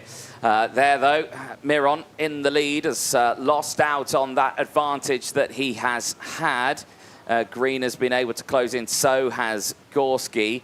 All of these drivers, I'm sure, will hunker down now and get ready to go for a restart. It looks like we're getting static flags on the start-finish straight, indicating the end of this lap on yellows. We'll be back green and racing. Yeah, certainly so. So drivers will have to, of course, just watch on and let the rest of their competitors fight this one out. Savli Kage, Lucas Palacio, Giacomo Justo, Oskari Volley, Alex Malotta, Giueli Girardello, Alexander Lazarus, Julian Rivera and Marat Zvaric, as we've only completed just over halfway of this race distance. If you thought it was fiery before, I think you're going to think it's even more fiery in a moment's time, because now everybody has bunched up. We've got one long train now of 27 carts. This is going to be a bit of a sprint to the line and a sprint for Daniel Miron to get to that first major braking zone, park it, not let Green past, and allow everybody else to cause each other even more trouble. Indeed. Well, there again, under the watchful eyes of our race direction team, as clouds looming in the background there. I'll keep an eye on that. But making things there, Mazepin now under investigation for potentially overtaking under yellow flag conditions. Not what you want to see at all during your final, but again, it's so easily done when tunnel vision kicks in. Green's not had the best restart on this one. Miron's gone. Look at the gap already. It's nearly a second, the gap that Miron's got already at the start of this one. Green just, his car didn't want to accelerate there after going slow, and that's really cost him and Gorski a chance of closing forward. There is Emerson McCann who's holding on to 4th place. Pitsonia is all over the rear bumper, trying to get past, and he's pleading with McCann there to just keep going forward. But the defensive posture kicks in behind. Pitsonia, Durganov still there. Babacek's holding on to P5. Perico's there. More carts going over the grass at the chicane. But they all rejoined, but at the back of the grid. Miron leads the way then. The gap, 0.8 of a second. Oh, but he's run wide. He dropped a wheel off the road. Daniel Miron is still in the lead, but he has lost out massively on that advantage. Green could attack here into turn 1. Is he going to try? He's going to go to the outside as Daniel Miron's under investigation for that restart. Was it too good? Did he accelerate too soon? Miron's chances of being the final winner here have been blown into shatters. Well, Miron, it's not over till it's over, but turn number 5 now looks like it's turning into a 9-kart battle, maybe even most of the field in contention for this one now. Drivers then through 6 and 7, still led by Daniel Miron, under investigation, definitely not out of the woods yet. In fact, I would say he's walked even further into them through the second sector. Emerson McAndrew now trying to deal with Leo Gorski. Drivers off the road. Denny Babacek, Nicolo Perico off. That's one of the victory lanes. That's Priam. Is it Ratajski or is it Priam Bruno? That's Priam Bruno off the track, but Ratajski was also involved in that, so championship leader out of this race, and that's going to be very detrimental to his title fight, because that could really, it does really change it. Will Green now sits only 3 points behind him in the championship standings. This is unbelievable. In the juniors right now, Miron is under all sorts of pressure still, but the top 5 have broken away after that incident. 2 groups have formed once again. So many drivers under investigation. The newest is Denny Babacek, Alexander Leganki is, Babacek, Guillaume Bassato out there. Gap between Daniel Miron and Will Green. 0.4 of a second. Miron's got a challenge now. He's got to think to himself, do not fall apart, do not be rattled. But it's the same case as well for Will Green. Will Green under some pressure now, under some pressure by his countryman of Emerson Macandrew-Uren, who looks to be the furthest up we have ever seen him in a Champions of the Future final. Lap is on lap number 16. Virtual Championship, Priam Bruno, of course, was the leader walking into this one, but he's not going to be a leader of this race. He's had a DNF. He's done and dusted from today. 199 for his name. With Green then, your driver P2 on the road, P2 in your standings. Miron this weekend walked into things P8 in your virtual championship. Is that potentially Zach Zhu? Zach Zhu now for victory lane makes himself a non-runner. That team then for today, they're done. They've got no more hopefuls within this other than the likes of Tiao Pao Frame, but he's right at the back of things. Trio at the front with then the duo of Antonio Pizzonia and Leo Gorski heading out of the final corner. Drivers now split up by almost nothing, as this is a replay then for that start. So Daniel Miron, it was turn number 13 that he had his foot on the power. Green and Gorski out of that final corner. You can see them miles away from the fusion. This was then what unfolded for Priam Bruno. Denny Babacek was involved in that, Stan Ratajski as well. That saw Priam Bruno's hopes fall, crumble and be over. Perico also involved in that one. Well, Will Green here in second place, Nicole. Yes, okay, he's second in the points, only 3 points behind. Remember, though, Miron's under investigation. The reality of it, I would say Green is technically net leader of this race as it stands, because he will be going to the stewards. And that would put Green in the lead of the championship standings heading to Sweden.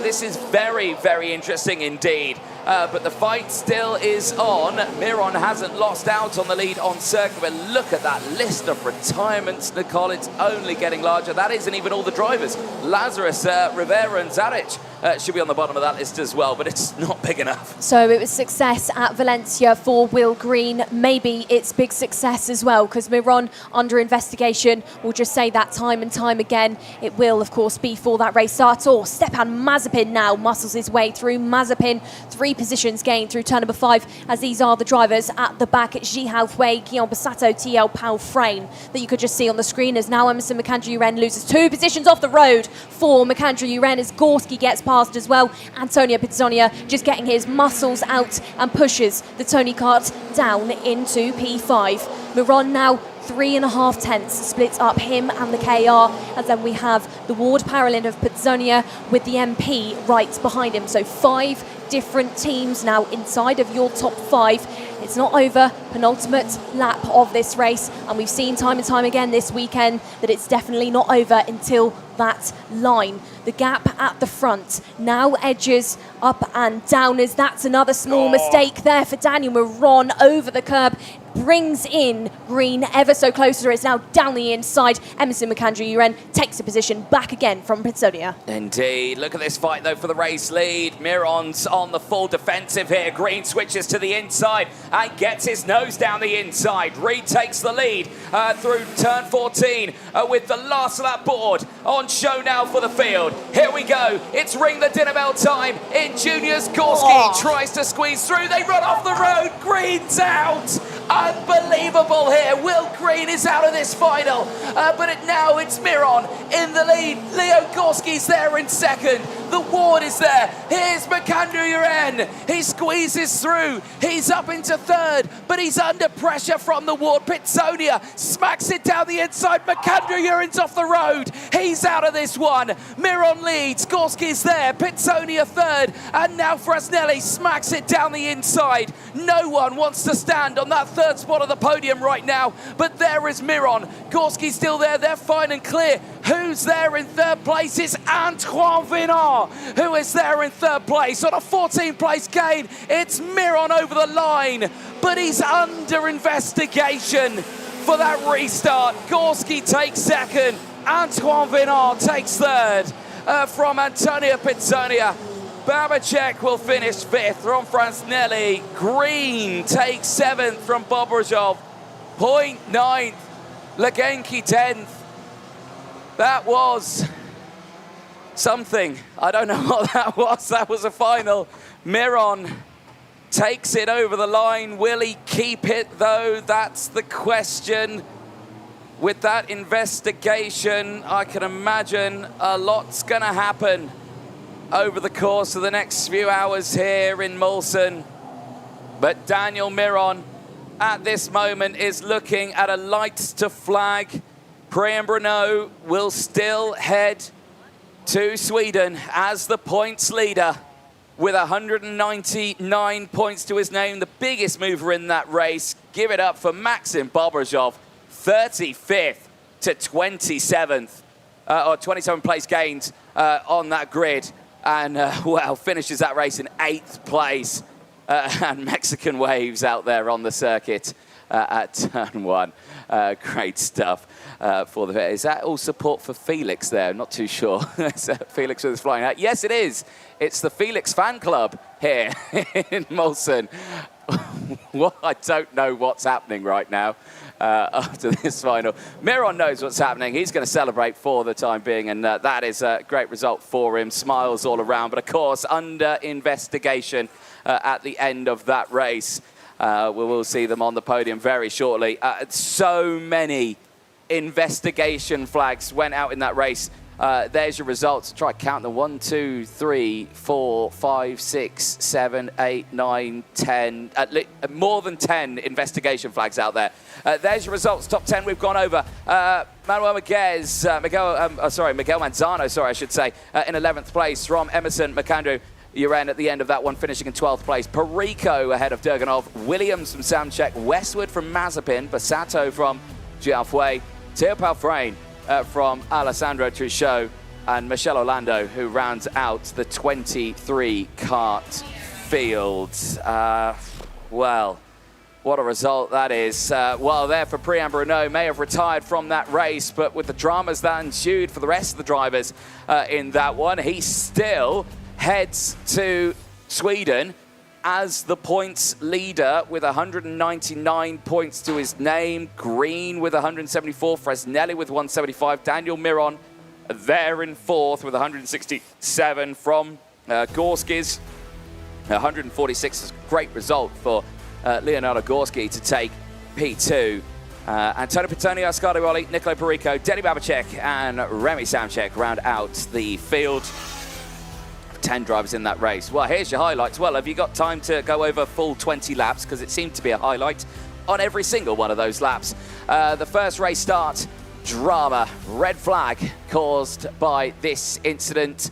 Half the field, unfortunately, involved in that brought out the repair window, and multiple karts retiring from that race, but were able to get restarted again with significant damage going out for a fair few of those drivers. After that repair window, we did go back racing again, and this was that restart after that very busy repair window. Initially, very good start for the field here.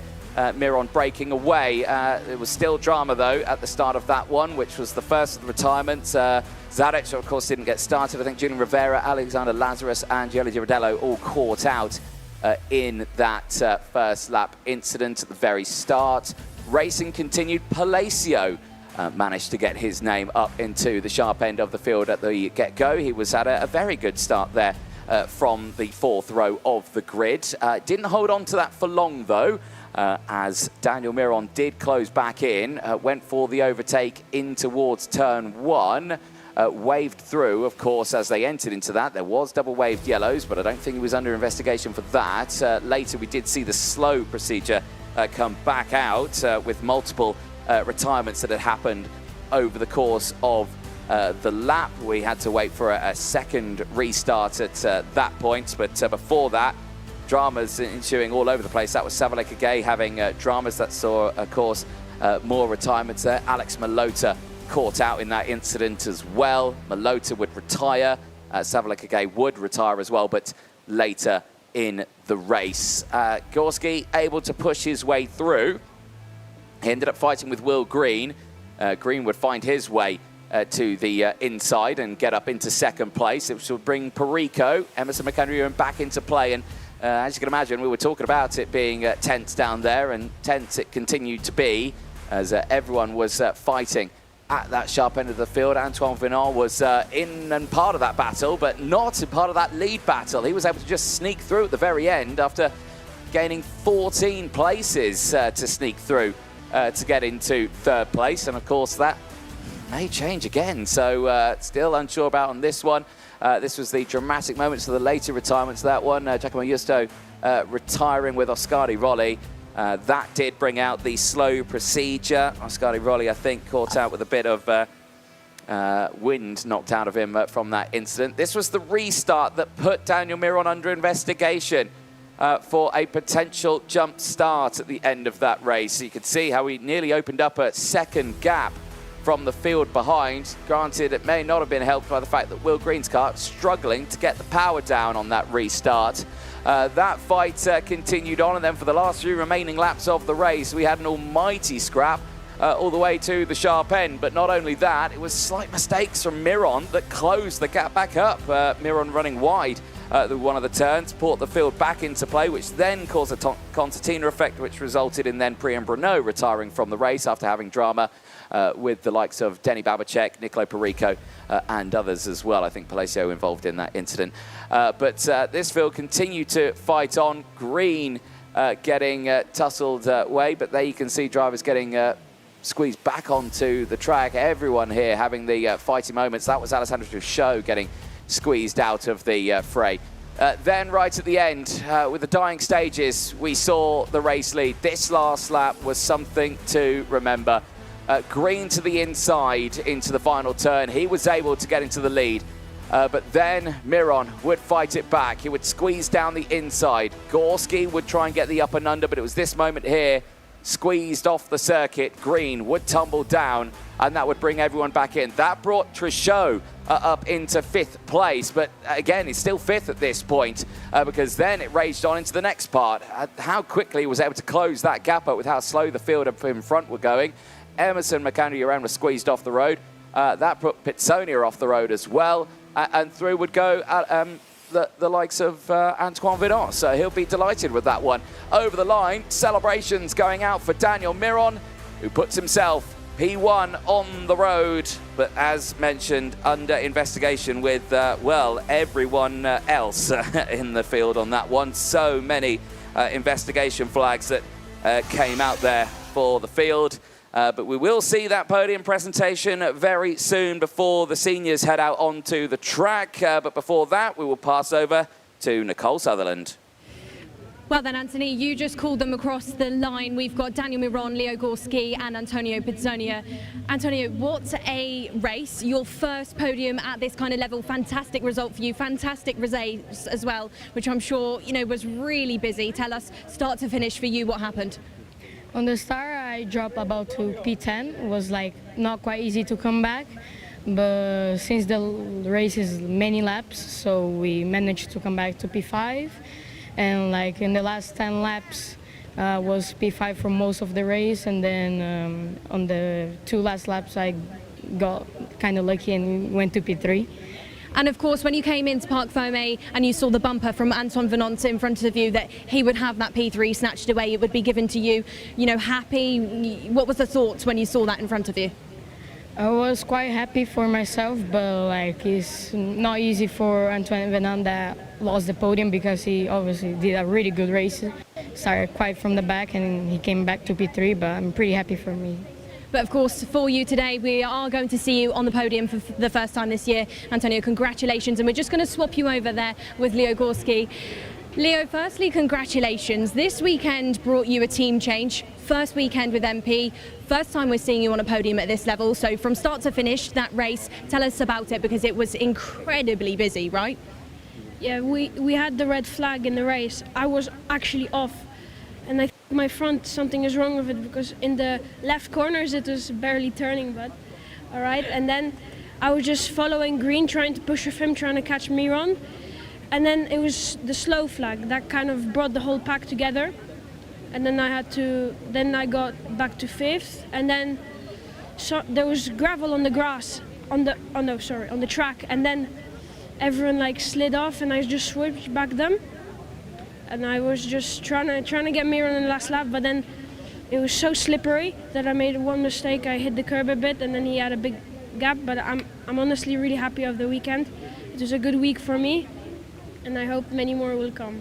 Well, I'm sure with the pace that you've had this weekend, you're in for a good rest of your year. Leo, congratulations, well done. And we're going to swap you over now with Daniel Miron. Danny, congratulations, another race win there for you, another final win you add to your Max's hat collection. Of course, for you, Danny, race was not the easiest at some points. You were caught up at the end. Tell us about those last couple of laps where there's some pressure on your shoulders. So what I said before, just the guys in the back are just crashing out and just going off track. So I have to go on all the dirt, and yeah. And that makes the other one lucky and just be able to catch me up. And Daniel, you know, that race result on track, winner, but let's not forget, you're under investigation out there. For you, Daniel, you know, you weren't aware of that until you came in. Do you think that you did anything wrong? What are your thoughts? No, I definitely didn't do anything wrong, I think, and yeah. But let's let the stewards decide it, so. But in my opinion, I didn't do anything wrong. Well, Danny, for today, P1 again, congratulations. And now Anthony Jordan is going to introduce your top 3 to your podium. Thank you very much, Nicole Sutherland. Yes, indeed, we are ready for the podium presentations here for round 3 of the Champions of the Future at Arenary in Mülsen. Quite the very busy final we saw in the end, but we do have our top 3 in the end. Please welcome, firstly, finishing in 3rd position, gaining a staggering 14 places, representing Belgium and VDK Racing. Give it up for Antoine Vinard!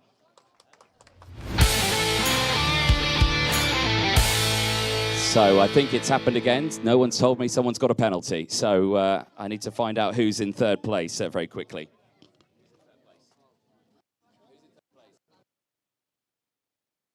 Figured out who is in 3rd place now. So we'll start again, shall we? In 3rd position, please welcome representing Italy and Woodward Racing, finishing in 4th place overall, but gaining up to 3rd. Please give it up for Antonio Pizzonia.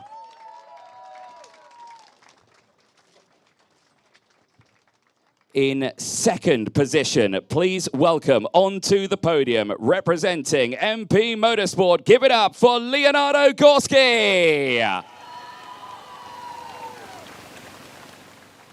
Please welcome now the winning team onto the podium. Please give it up for Zach from Fusion. He's got to carry the line as well. Good to see. And finally, your race winner at the end of round 3 here in the Champions of the Future in Mülsen. Give it up for Spain's Daniel Miron.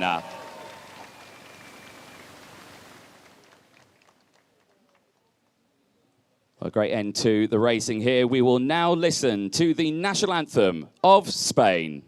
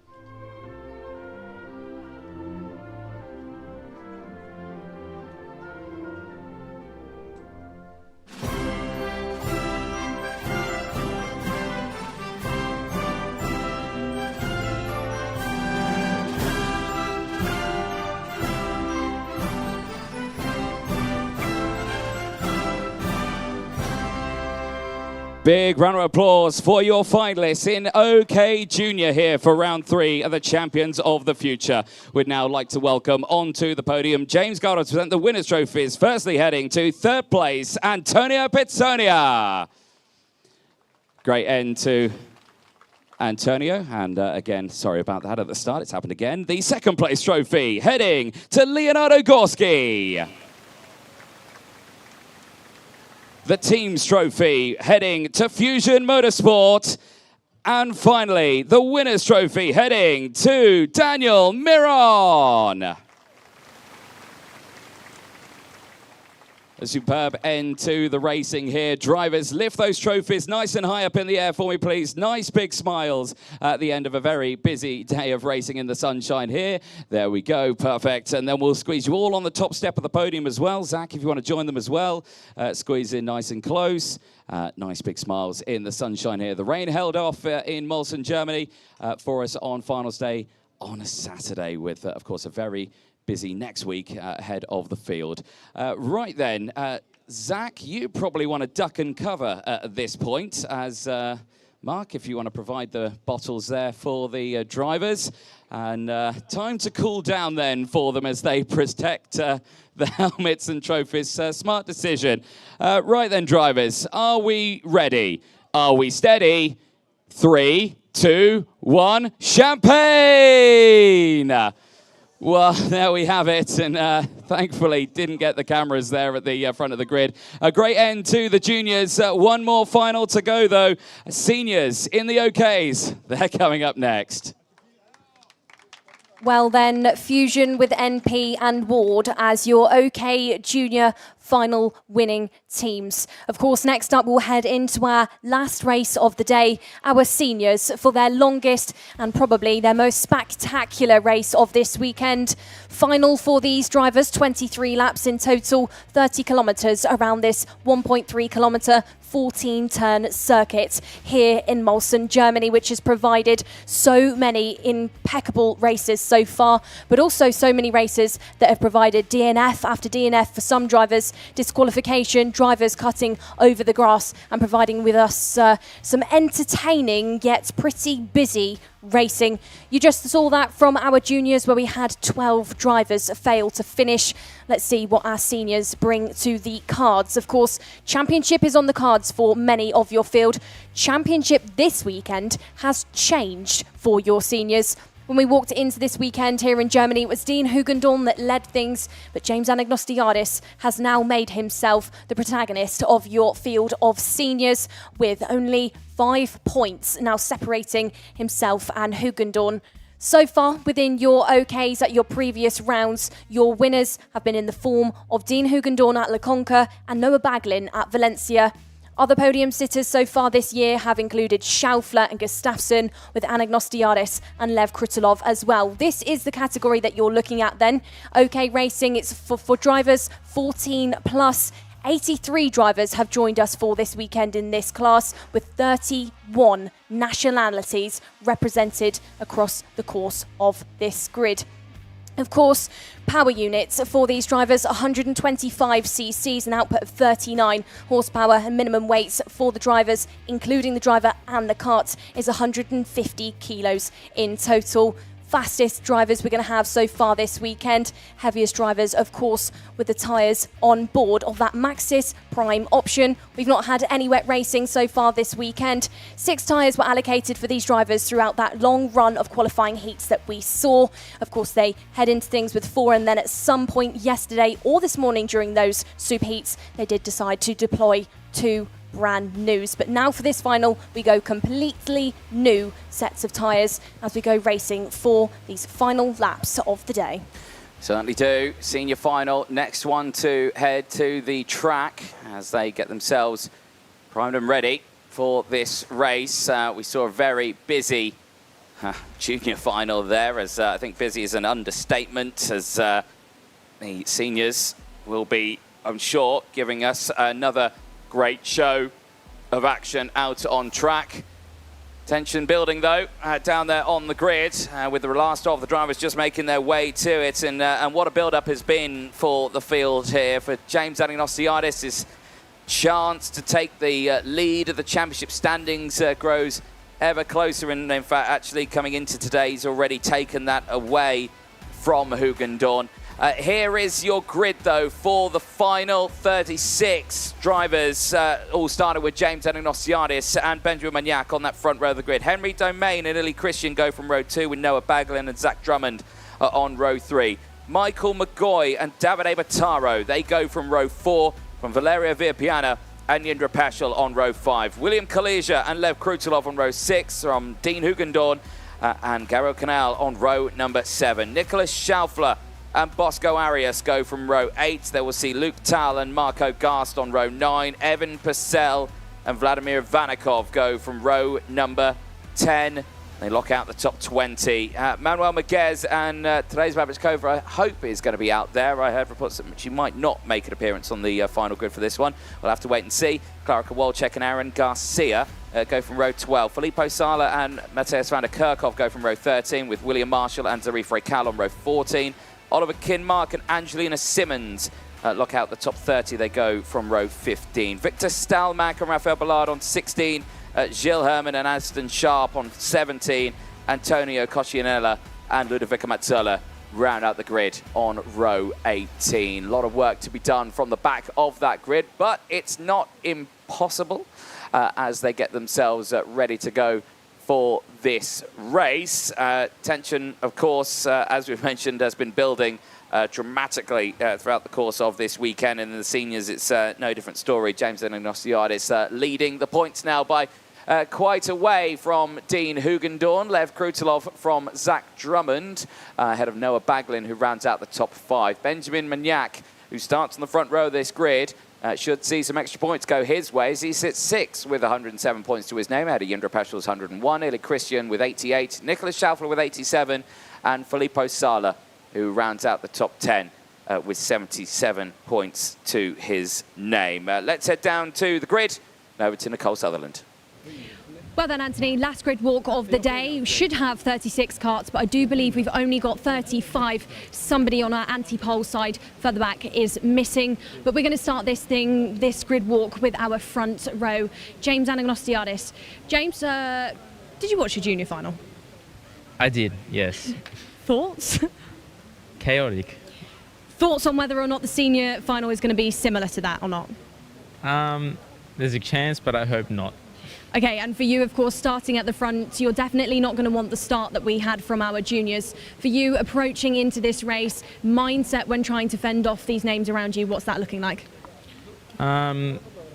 Just see where the pace is at the first few laps, and then, just do our best and see where we can finish. And if it's P1, it's P1, but if it's not, it is what it is. And we had so many DNFs in our junior final just then. We've had so many over the course of just today as well, especially in our Superheats. For you, James, as an experienced driver, why do you think this circuit is inviting racing like that? I think because a lot of it is very tight and difficult to overtake, so there's only a couple overtaking spots like turn 1 and the second last corner. So when anyone gets the chance to overtake, they go for it, and also you lose a lot of time overtaking it, so it brings the racing really close. Well, of course, you're not hoping to overtake within this race. We're hoping to just get away at the start, so good luck for this one. James, that's James Anagnostiadis starting on your front row alongside Benjamin Magnac. Shortly behind, we've got Henry Domain. We've just seen Leo Gorski take a first MP podium of the year in the juniors. We're going to see from Henry if he thinks he can try and replicate that or one-up what we just saw from Leo. Henry, really good stuff so far for this weekend. Second row start for you going into this one. You've been really, really strong. What is it about this track that makes you as quick as you are? To be honest, I just really like the track. It's quite technical as well, which helps. But yeah, I'm looking forward to the race. I think it's just going to be trying to stay in the front pack as much as possible. As you saw in the junior race, they break away quite easily, so yeah. And we just saw your teammate of Leonardo Gorski get onto the podium. For you, the team is looking really strong this weekend. What is it that's actually been going on in the tents that has really boosted you guys forward so far? Yeah, I think they've just been doing a really good job, to be honest. We've all been near to the front, which is really good. So yeah, I'm really happy with how they've improved throughout this year, and also myself. So yeah, good job to them, and happy. Well, lots to be happy about, but one more final to see if you can be even happier. Great job, Henry. Henry Domain then starting alongside Illy Christian. Just going to catch up with Illy really quickly, of course. Pole position for him earlier on in the weekend, now sets himself up on row 2. Illy quickly then going into this one, much better weekend here in Germany compared to Le Conqueror or Valencia. It's looking strong. Final's not going to be easy, right, for you? Any predictions on your mind?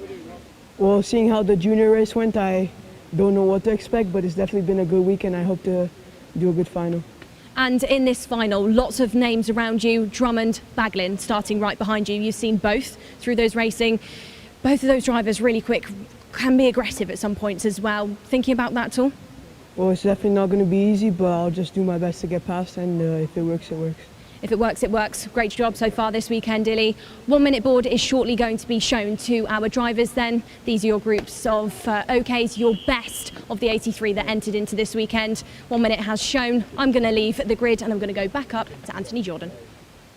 Thank you very much, Nicole Sutherland. Yes, indeed, we see that 1 minute board up at the front of the grid ahead of this final, and what a final it will be, I am sure. Annick Nocianes and Benjamin Wagnac on the front row of the grid for this one. Quite the fight we are about to witness here at Mülsen. Plenty of action, though, ahead of the field as their 23-lap final. Thumbs up all around the Ricky Flynn team. Jarlath Sayer there as well. Is that a Devon Waltz there as well, joining in the grandstand? I'll leave Mr. Mackey's head alone. Oh, poor Lewis. There we go. But he's all good. He's all fine. He's still got his hat on. Right, this is going to be the busy one. Actually, I don't know how this is going to go. We saw how frantic that junior final was. I don't even know what to say about this one. We're bigging this one up, and then they're probably going to be really calm and like nothing's going to happen. Completely chill. Guarantee it. Guarantee it. Your hair might even get greyer by the end of things, Anthony. What are you trying to say? I'm not grey, I'm blonde. You edited that photo, Nicole Sutherland. There we go. Right, anyway, let's see how this race will go. It is the OK final as the mechanics clear the grid as they all run for the prime viewing opportunities here. It's a good impression there of you running in the commentary box. Switch to the commentary box cam now. No, I missed it. But looking forward to this one. This, again, I think it's going to be a good one. We've learned something this year. We're not making any predictions anymore because every time we predict something, it goes quite wrong for that driver, or we are absolutely, completely miles off. But what we can probably confirm is that this is going to be really interesting. And of course, James Anagnostiadis is now hunting down to extend his points lead in the championship. It's only 5 that he leads from. Hugendorn still very much within things, but Hugendorn and Anagnostiadis going into this are completely separated in your grid. Dean having to start from that 7th row, and of course, Anagnostiadis, James is your pole sitter. Don't count out other names in your field. We've got to talk about some of those further back. Klara Kowalczyk has consistently climbed through your order so far this weekend. Qualifying for her, she was, right at the back of things. Time after time has picked off positions. You've got Gilles Herman starting at the back. We know he's incredibly quick. Vladimir Vanikov starts alongside Evan Purcell. Also, Purcell was a pole sitter at the start of this weekend. There's some of your names that look to push forward. Indeed. The last time this weekend we will go racing in Nicole Sutherland. This is, again, looking forward to it. Don't know how to predict this one. Anagnostiadis has been rapid here. He might just drive away in this one. He really could. He's shown some great speed and consistency over the course of this weekend. He certainly could do something, but so has Maniac, so has Christen, so has Domain. Remember, Christen's taken 3 qualifying heat wins in this one, so he's been looking very, very quick out there. Another last time we see today is those synchronized flags. Nicole, can I get your impression, please, of the flags? Oh, no. No? No, because you'll just clip it up and put it on your Instagram again. 100% I would not do such a thing. There it is. Perfect. At the end of that, you can clip that now and put that on yours. Right then, we are ready to go. You won't do that. Right, here we go. We are ready to go racing then in the seniors for 23 laps then. for these drivers. Over 30 kilometres in race distance as they round the final turn and into those tram lines. Are we racing? The answer is yes. It's lights out, fights on. It's a great start for Anagnostidis. Keep an eye on Magnac though. He's going to try and squeeze it round the outside. He's going to have to concede to second place. Few carts running wide in the background, but it's been a good start for Domain. He's got up into P2 as he tries to hunt down Anagnostidis through the smoke from the start of that race. They go through, but Domain's going to lose out on second. Down the inside goes the Ward. Magnac back into P2. Drama in the background. Carts have come together. 3 carts have stopped as they try to get themselves squared away. That, unfortunately, is Raphael Ballard, Gilles Herman, and Aston Sharp. That will go no further in this race, but crucially at the front of the field, it's all fine and clean as Anagnostidis has broken away. Well, it does look like the VDK and the Tony Kart have got back into life, but the VDK, Raphael Ballard, will go no further. Gilles Herman, however, does get their OTK sprung back into life. Out in the front, James Anagnostidis hunts down a final win for KR. They've, of course, have already had one so far this year, but in the name of Noah Baglin out in Valencia. This time, we're looking at Anagnostidis, but Baglin on the road, P5 for the time being. This pack includes Lev Krutulov as the leader. Peschel off the road there. Almost big moments. Davide Bataro, William Kalija and Hugendorn all starting to get involved as 2 tenths now split up the Ward from the KR. Your junior podium, it was Fusion from MP, from Warders. Loads of dust has just been kicked up in the background. Of course, time after time, turn number 5 drivers have a drama out there. Clara Kowalczyk, her weekend is over, and her weekend is over with one of the MPs. That's Luke Tal. Tal had had some great moments. Dean Hugendorn under investigation for a starting procedure infringement. The driver that's trying to hunt down for a championship lead now has to just try and hunt down for some concentration as this looks to spring into life very soon.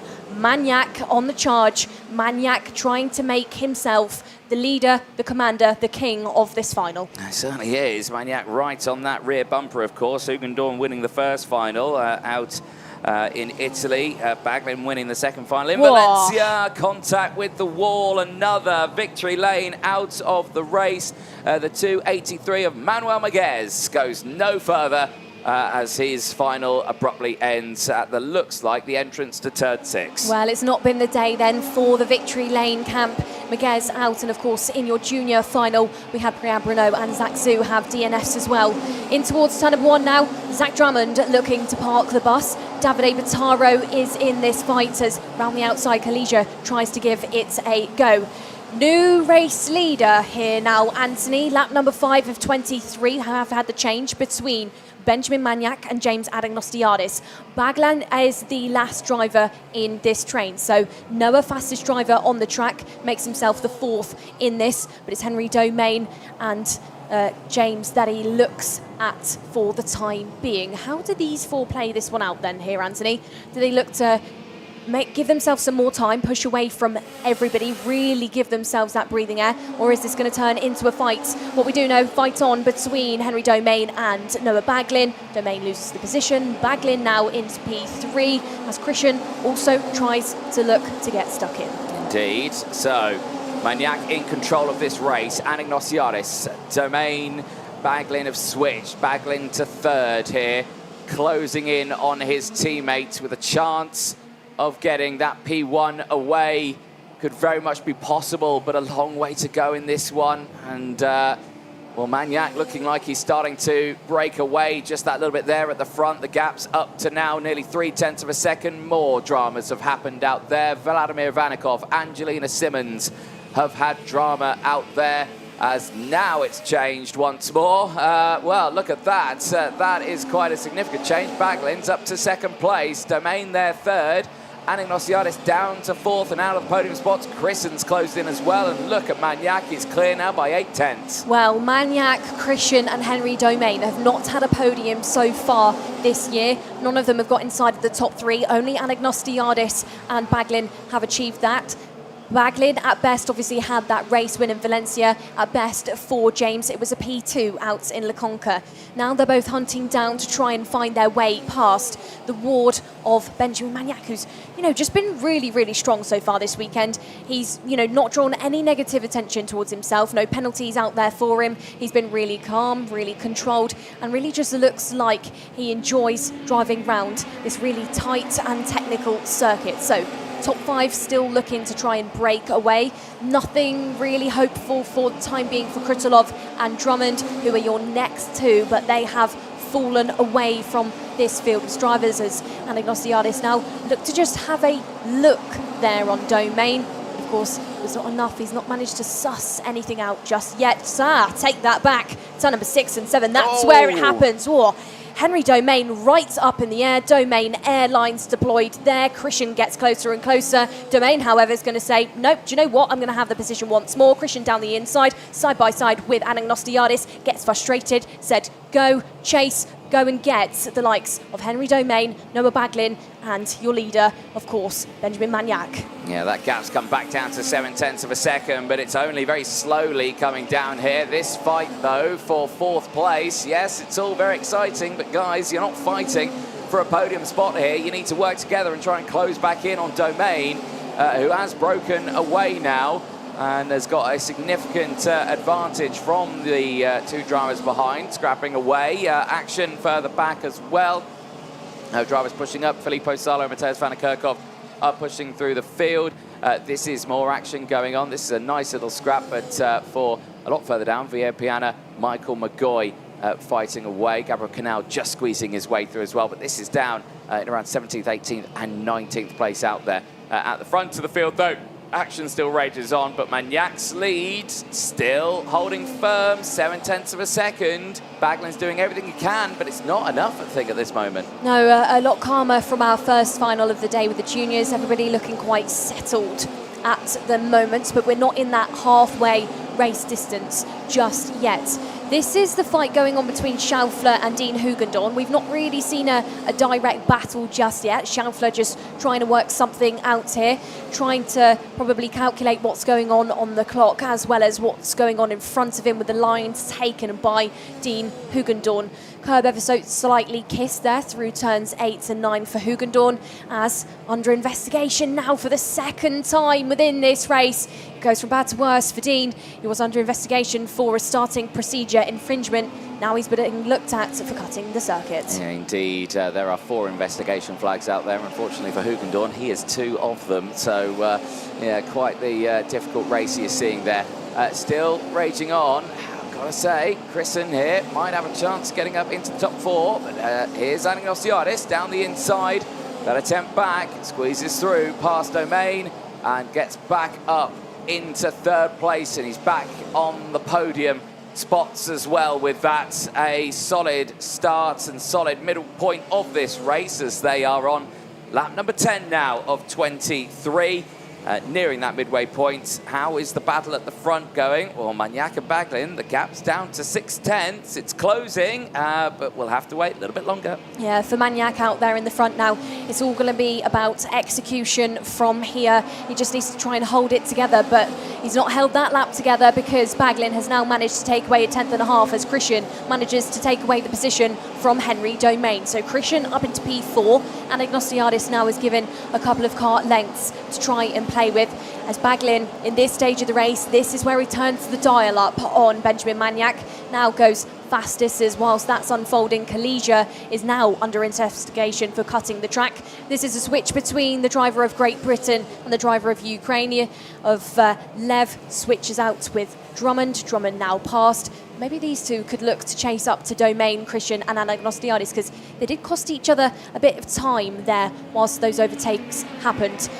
Over 4.5 tenths is now taken under that, so it's 0.433 that splits up the KR from the ward out there. Baglin is now very much within distance to chase, to feel that fire, of course, benefit from some of that tow that will exist on these 4 long straights that are housed here at Arena E in Mülsen, Germany. Gap 0.4 of a second.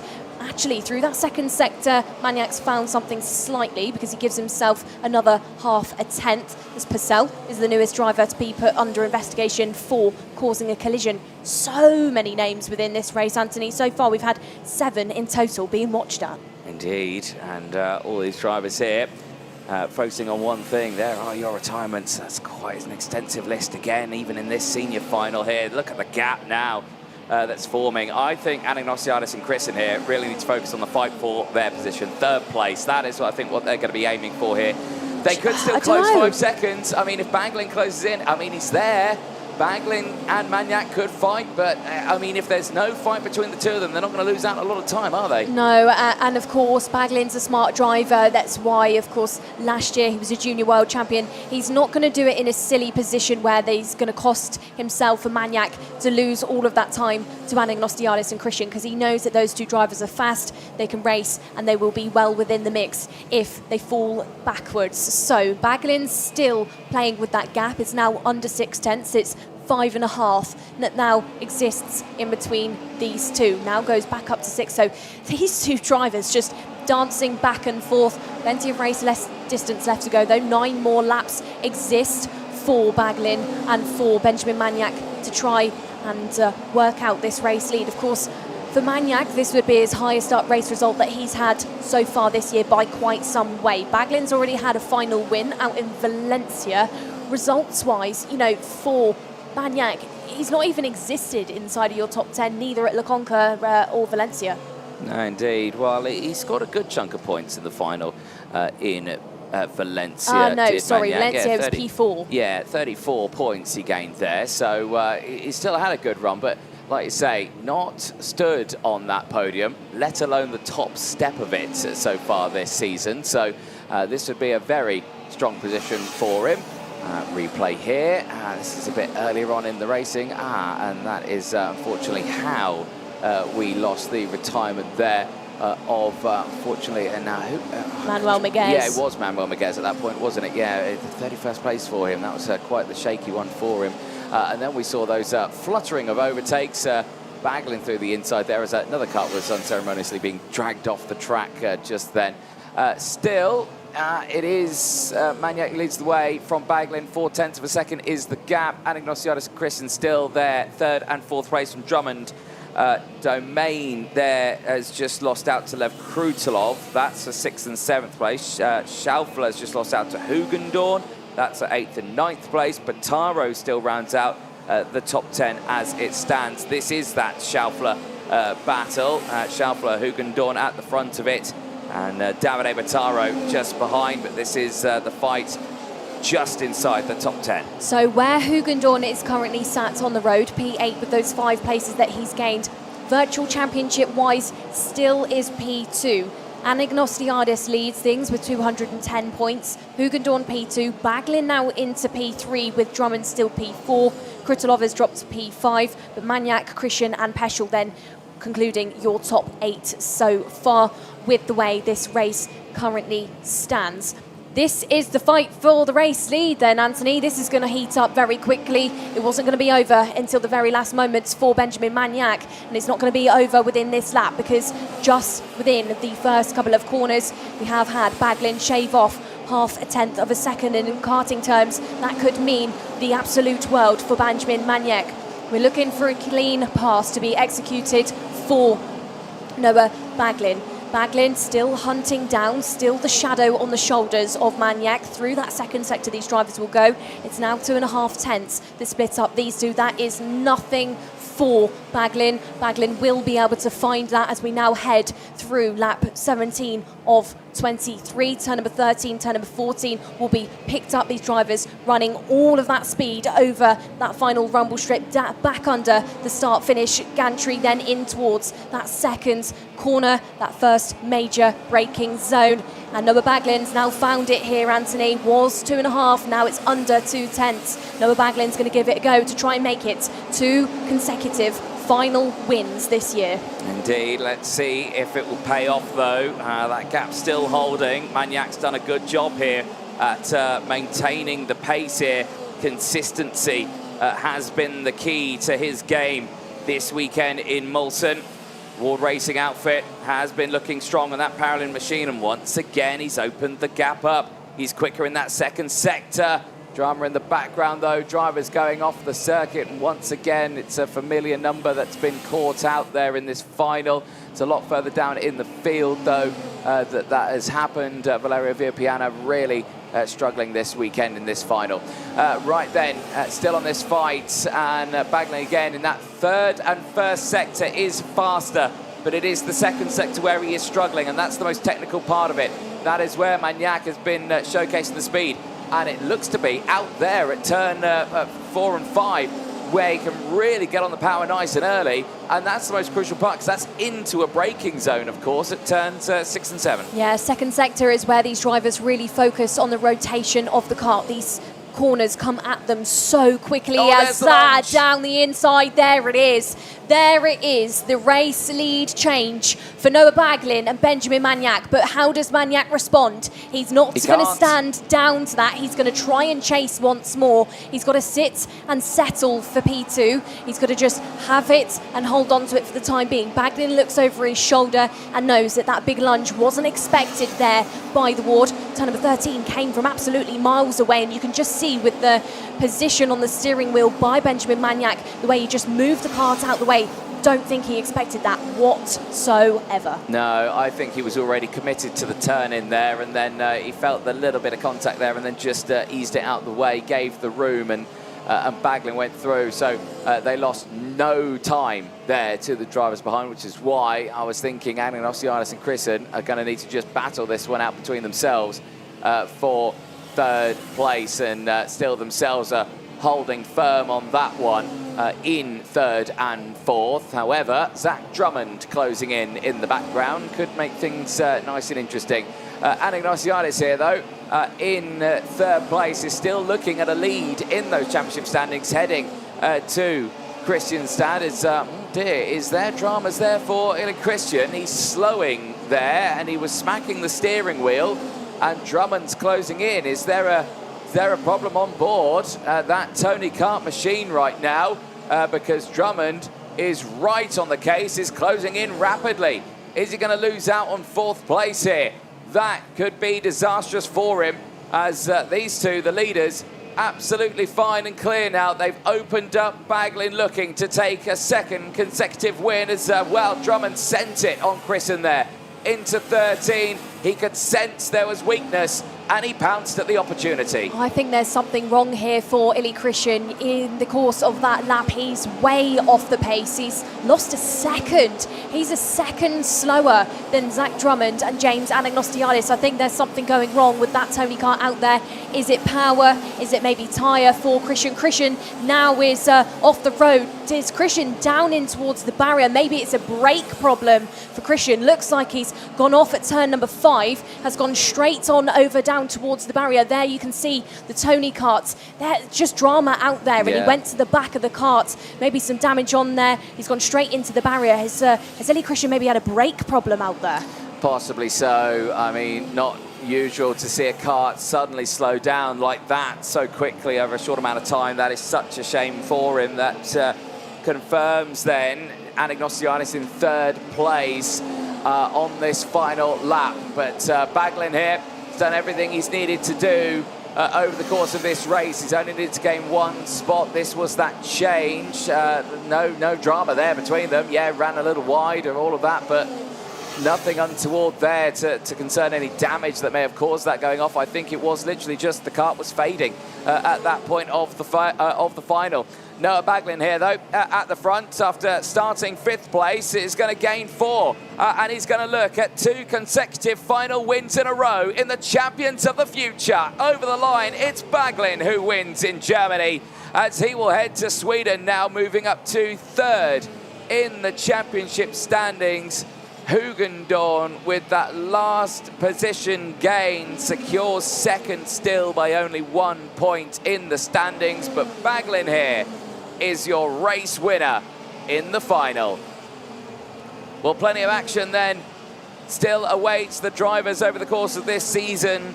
2 more rounds to go, of course, Kristianstad and then Sarno to round out the season.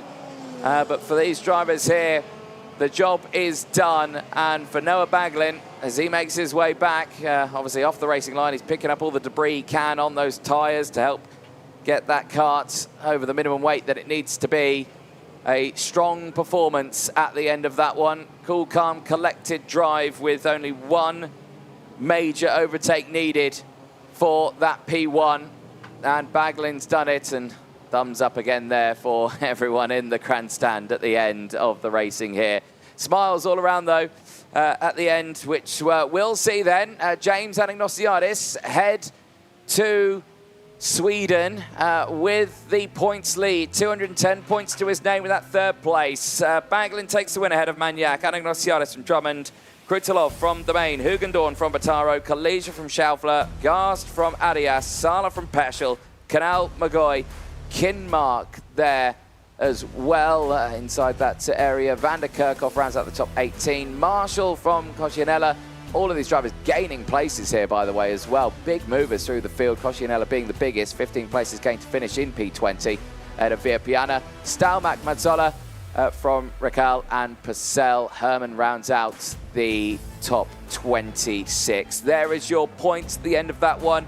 As mentioned, James Anagnosiadis heading to Sweden with 210 points to his name. Dean Hugendorn, 175, only 1 point ahead of Noah Baglin, who now steps up to third in those points ahead of Zach Drummonds, 164. Krutilov with 163 from Benjamin Magnac. Jendra Peschel, Nicholas Schaufler, and the rest of the field there running out those top 8, 97 points to his name. There is Noah Baglin. Hopefully all good with the points, and hopefully all good with the nose cones for these drivers here. And I'll try and find that information out, as it keeps eluding me for some reason over the course of these weekends. These drivers here ready to go, and there we go. Yeah, he knows he's done it there. Baglin happy with that result, and of course actually now has just stepped up to second in the points here, and can confirm that is a 3-second in-race time penalty. It has just been applied to Dean Hugendorn for that starting infringement, and was that for tram lines. 3 seconds usually means 2 wheels out of the tram lines at the very start of that race. Here are the highlights from that race as well. And, well, plenty of action in the mid-pack, but relatively clean start for the front runners. It would go awry at the very beginning, though.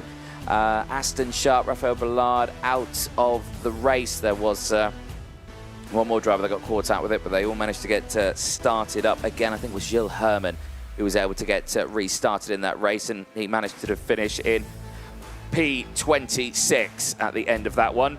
It was a non-starter for Teresa Babachkova. Did have a sneaking suspicion that I heard a rumour that she was not going to race in that one, and unfortunately she did not, so we did not get to see what Teresa could do over the course of that final.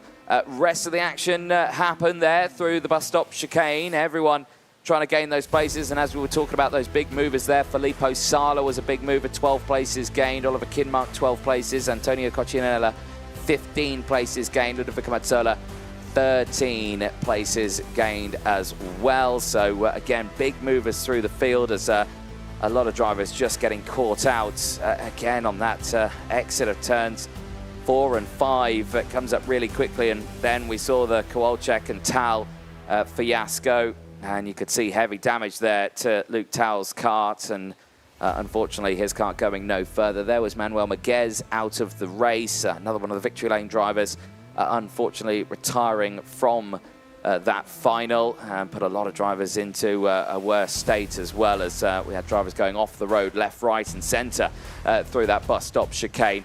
Other action that had happened at the sharp end of the field, well, Anagnosiadis trying to get involved in that fight, unfortunately losing out on a few of those positions. Domain getting through, Baglin getting through, then we saw Bataro, Hugendorn and Schaufler fighting away. That was on lap number 7 or so of the race. Then we saw the fight ensue once more. Anagnosiadis back down the inside. That would get him back onto the podium spots at the expense of Domain just a little bit there. Put him into the clutches of Chrisen. Chrisen, though, would end up holding on to those spots, but very interesting run and turn of events at the end of that one, as everyone here just pushing to the very end, and Ili Christian in the end actually retiring from the race with that mechanical failure, of course. So a big shame for him. Rest of those highlights here. Domain and Anastasiadis continue that fight on, comparing it to the juniors. A very calm final there, and I think the drivers here are quite happy about that, to take the calm approach into their 23-lap final. Kristen again with those overtakes, just to try and keep that card up into the fighting positions there as well. Everyone pushing forward. There was Drummond fighting with Lev Krutilov. These were important overtakes, of course, because they were unsure what was going to be happening at the sharp end, and actually put Drummond up to 4th place in the very end of that race. Of course, with the retirement from Christen and everything as so. There, though, Hugendorn was able to squeeze past both of them, but Taro squeezed off the road, throwing his hands up in protest, and there again, Schaufler just capitalising on that one. Was a tough race for them, though. Plenty of action throughout it. A lot of dust kicked up onto the circuit. That's been the main question mark for the drivers, is just trying to keep the tyres as clean as it possibly could be over the course of that race. Then, of course, later, Valeria Virpiana just getting caught out again, with drivers just trying to squeeze their way through in the latter stages of that race. And there was Antonio Coscianello just trying to get some overtakes in as well. But lots of drivers there just having a very tough race near the end of that one, all trying to push their way forward. There was the decisive lead change, lap 19, down the inside for Baglin. Later on the brakes, then we saw the unfortunate demise there of Willi Christian. He'd slowed down, he had lost momentum on Anastasiadis. He was caught by Drummond, and he was later able to get past. This, though, was your race winner. Over the line, Noah Baglin secures his 2nd final win in a row of the season in the Champions of the Future, and he will head to Sweden, a back-to-back winner, but now only 2nd in the points with 174 compared to Anastasiadis' 210. Well, there we have it then. Racing done and dusted. We're going to take a short break. After that break, we'll be over to Nicole Sutherland, who'll be ready with our drivers.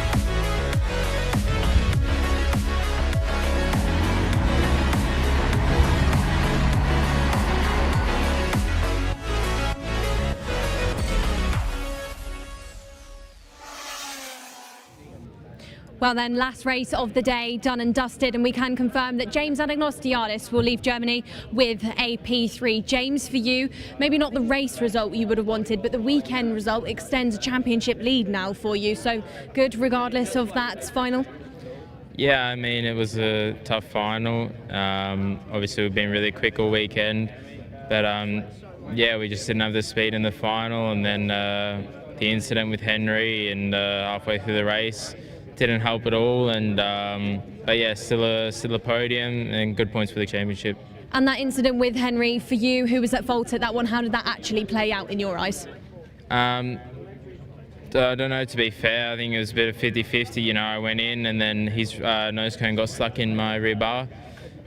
which dragged him off the track, and then when he came back on, he collected me again, and yeah, it was just an incident.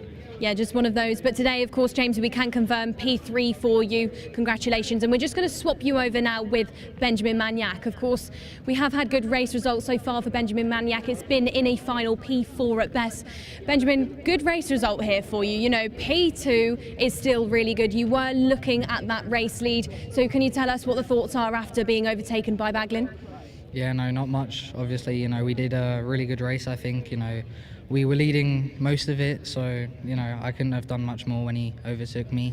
I think the tyre died a bit as well, so, yeah, no, I mean, I think it's the max we could have done, and, yeah, great job from the team this weekend. Yeah, and speaking of the team, of course, in your juniors, we've had Antonio Pizzonia on the podium for Ward, for the camp, for Rebecca Ward. Do you think they're going to be walking away from this, you know, really happy?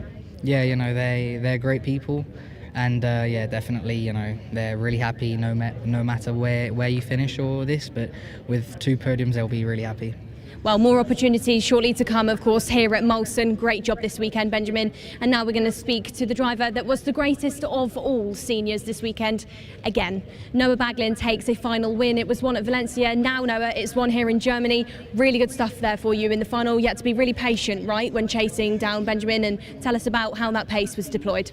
Well, I mean, Benjamin was really quick the whole race. It was quite hard to catch him. Obviously, I dropped a little bit, I think, to P6 or P5 at the start. Wasn't great, but I just put my head down, got forward, overtook. I think it was Illy, Henry and James, and then by then I just had to catch Ben, and I did, so it was good. And of course, next up we'll go to Kristianstad. Championship-wise, you know, you're not a million miles away from James. That must be a good feeling for the next round as well. Yeah, I know I've got the pace to do good at Kristianstad, so we'll see what we do. Absolutely will. So well done, Noah, this weekend. Top spot for you that Anthony Jordan is now going to introduce our drivers onto. Thank you very much, Nicole Sutherland. And this is me now praying the top 3 did not change this time around. No, I get that confirmed to me. Excellent. Nice when that happens. Right, we'll start with 3rd place then. Please welcome onto the podium, representing Australia and KR Motorsport, it's James Anagnostiadis.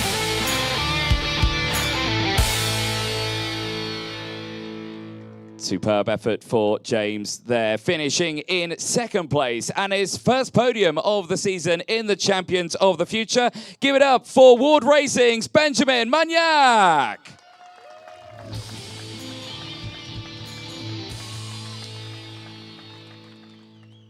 Please now welcome the winning team onto the podium. Hopefully Pasquale is here. Please welcome onto the podium winning team, KR Motorsport, Pasquale Polisi.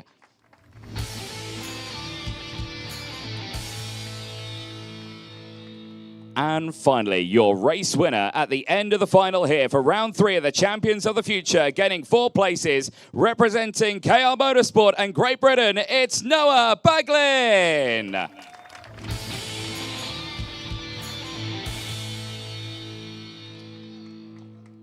Well, again, a superb ending to the racing here for the Champions of the Future. We will now listen to the national anthem of Great Britain.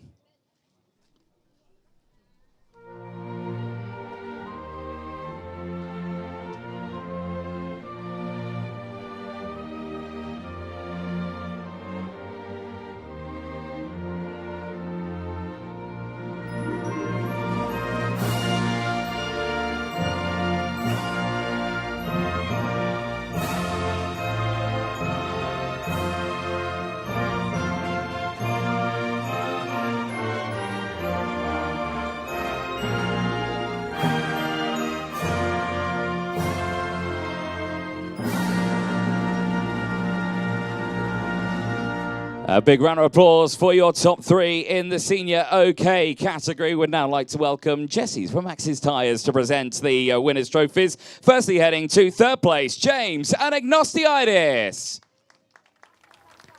For James, a solid drive there to finish in the top 3. A great end to round 3. The 2nd place trophy heading to Benjamin Magnac. Great job for Ben, of course. First podium of the season and a podium for Ward Racing. The winners, or the team's trophy, heading to KR Motorsport and to Pasquale Polisi. Great end for KR Motorsport. Another fantastic result. 2 of their pilots on the podium. And the winner's trophy heading once again back-to-back final wins to Noah Baglin. Well, a great end to him. Jesse, you can join for a photo. Yeah, on the side first. On the side first. There we go. Nice big smiles there for all of our drivers. Drivers, if you lift those trophies high up in the air for me, please. Nice big smiles at the end of a very busy day of racing. But in the sunshine, of course, here in Mülsen, the rain held off. And then finally, we'll get you all on the top step of the podium as well. Go on, Jesse, you can join as well. No, you're not going to join for that one? Too much pressure for you. Well, Pasquale, you can join. Yeah, you squeeze up there. Excellent stuff at the end of the racing here. Nice big smiles once again here in Mülsen as the very busy weekend of racing finally comes to a conclusion. Pasquale, you may now want to duck and cover at this point because I'm sure you don't want to get covered in the non-alcoholic champagne. Right then, drivers, are we ready? Get those helmets and trophies maybe into a safe spot. Dad to the rescue. There we go. Thanks, guys. There we go. Noah's going to duck and cover his out the way as well. Don't want to damage those. Right, drivers, are we ready? Are we steady?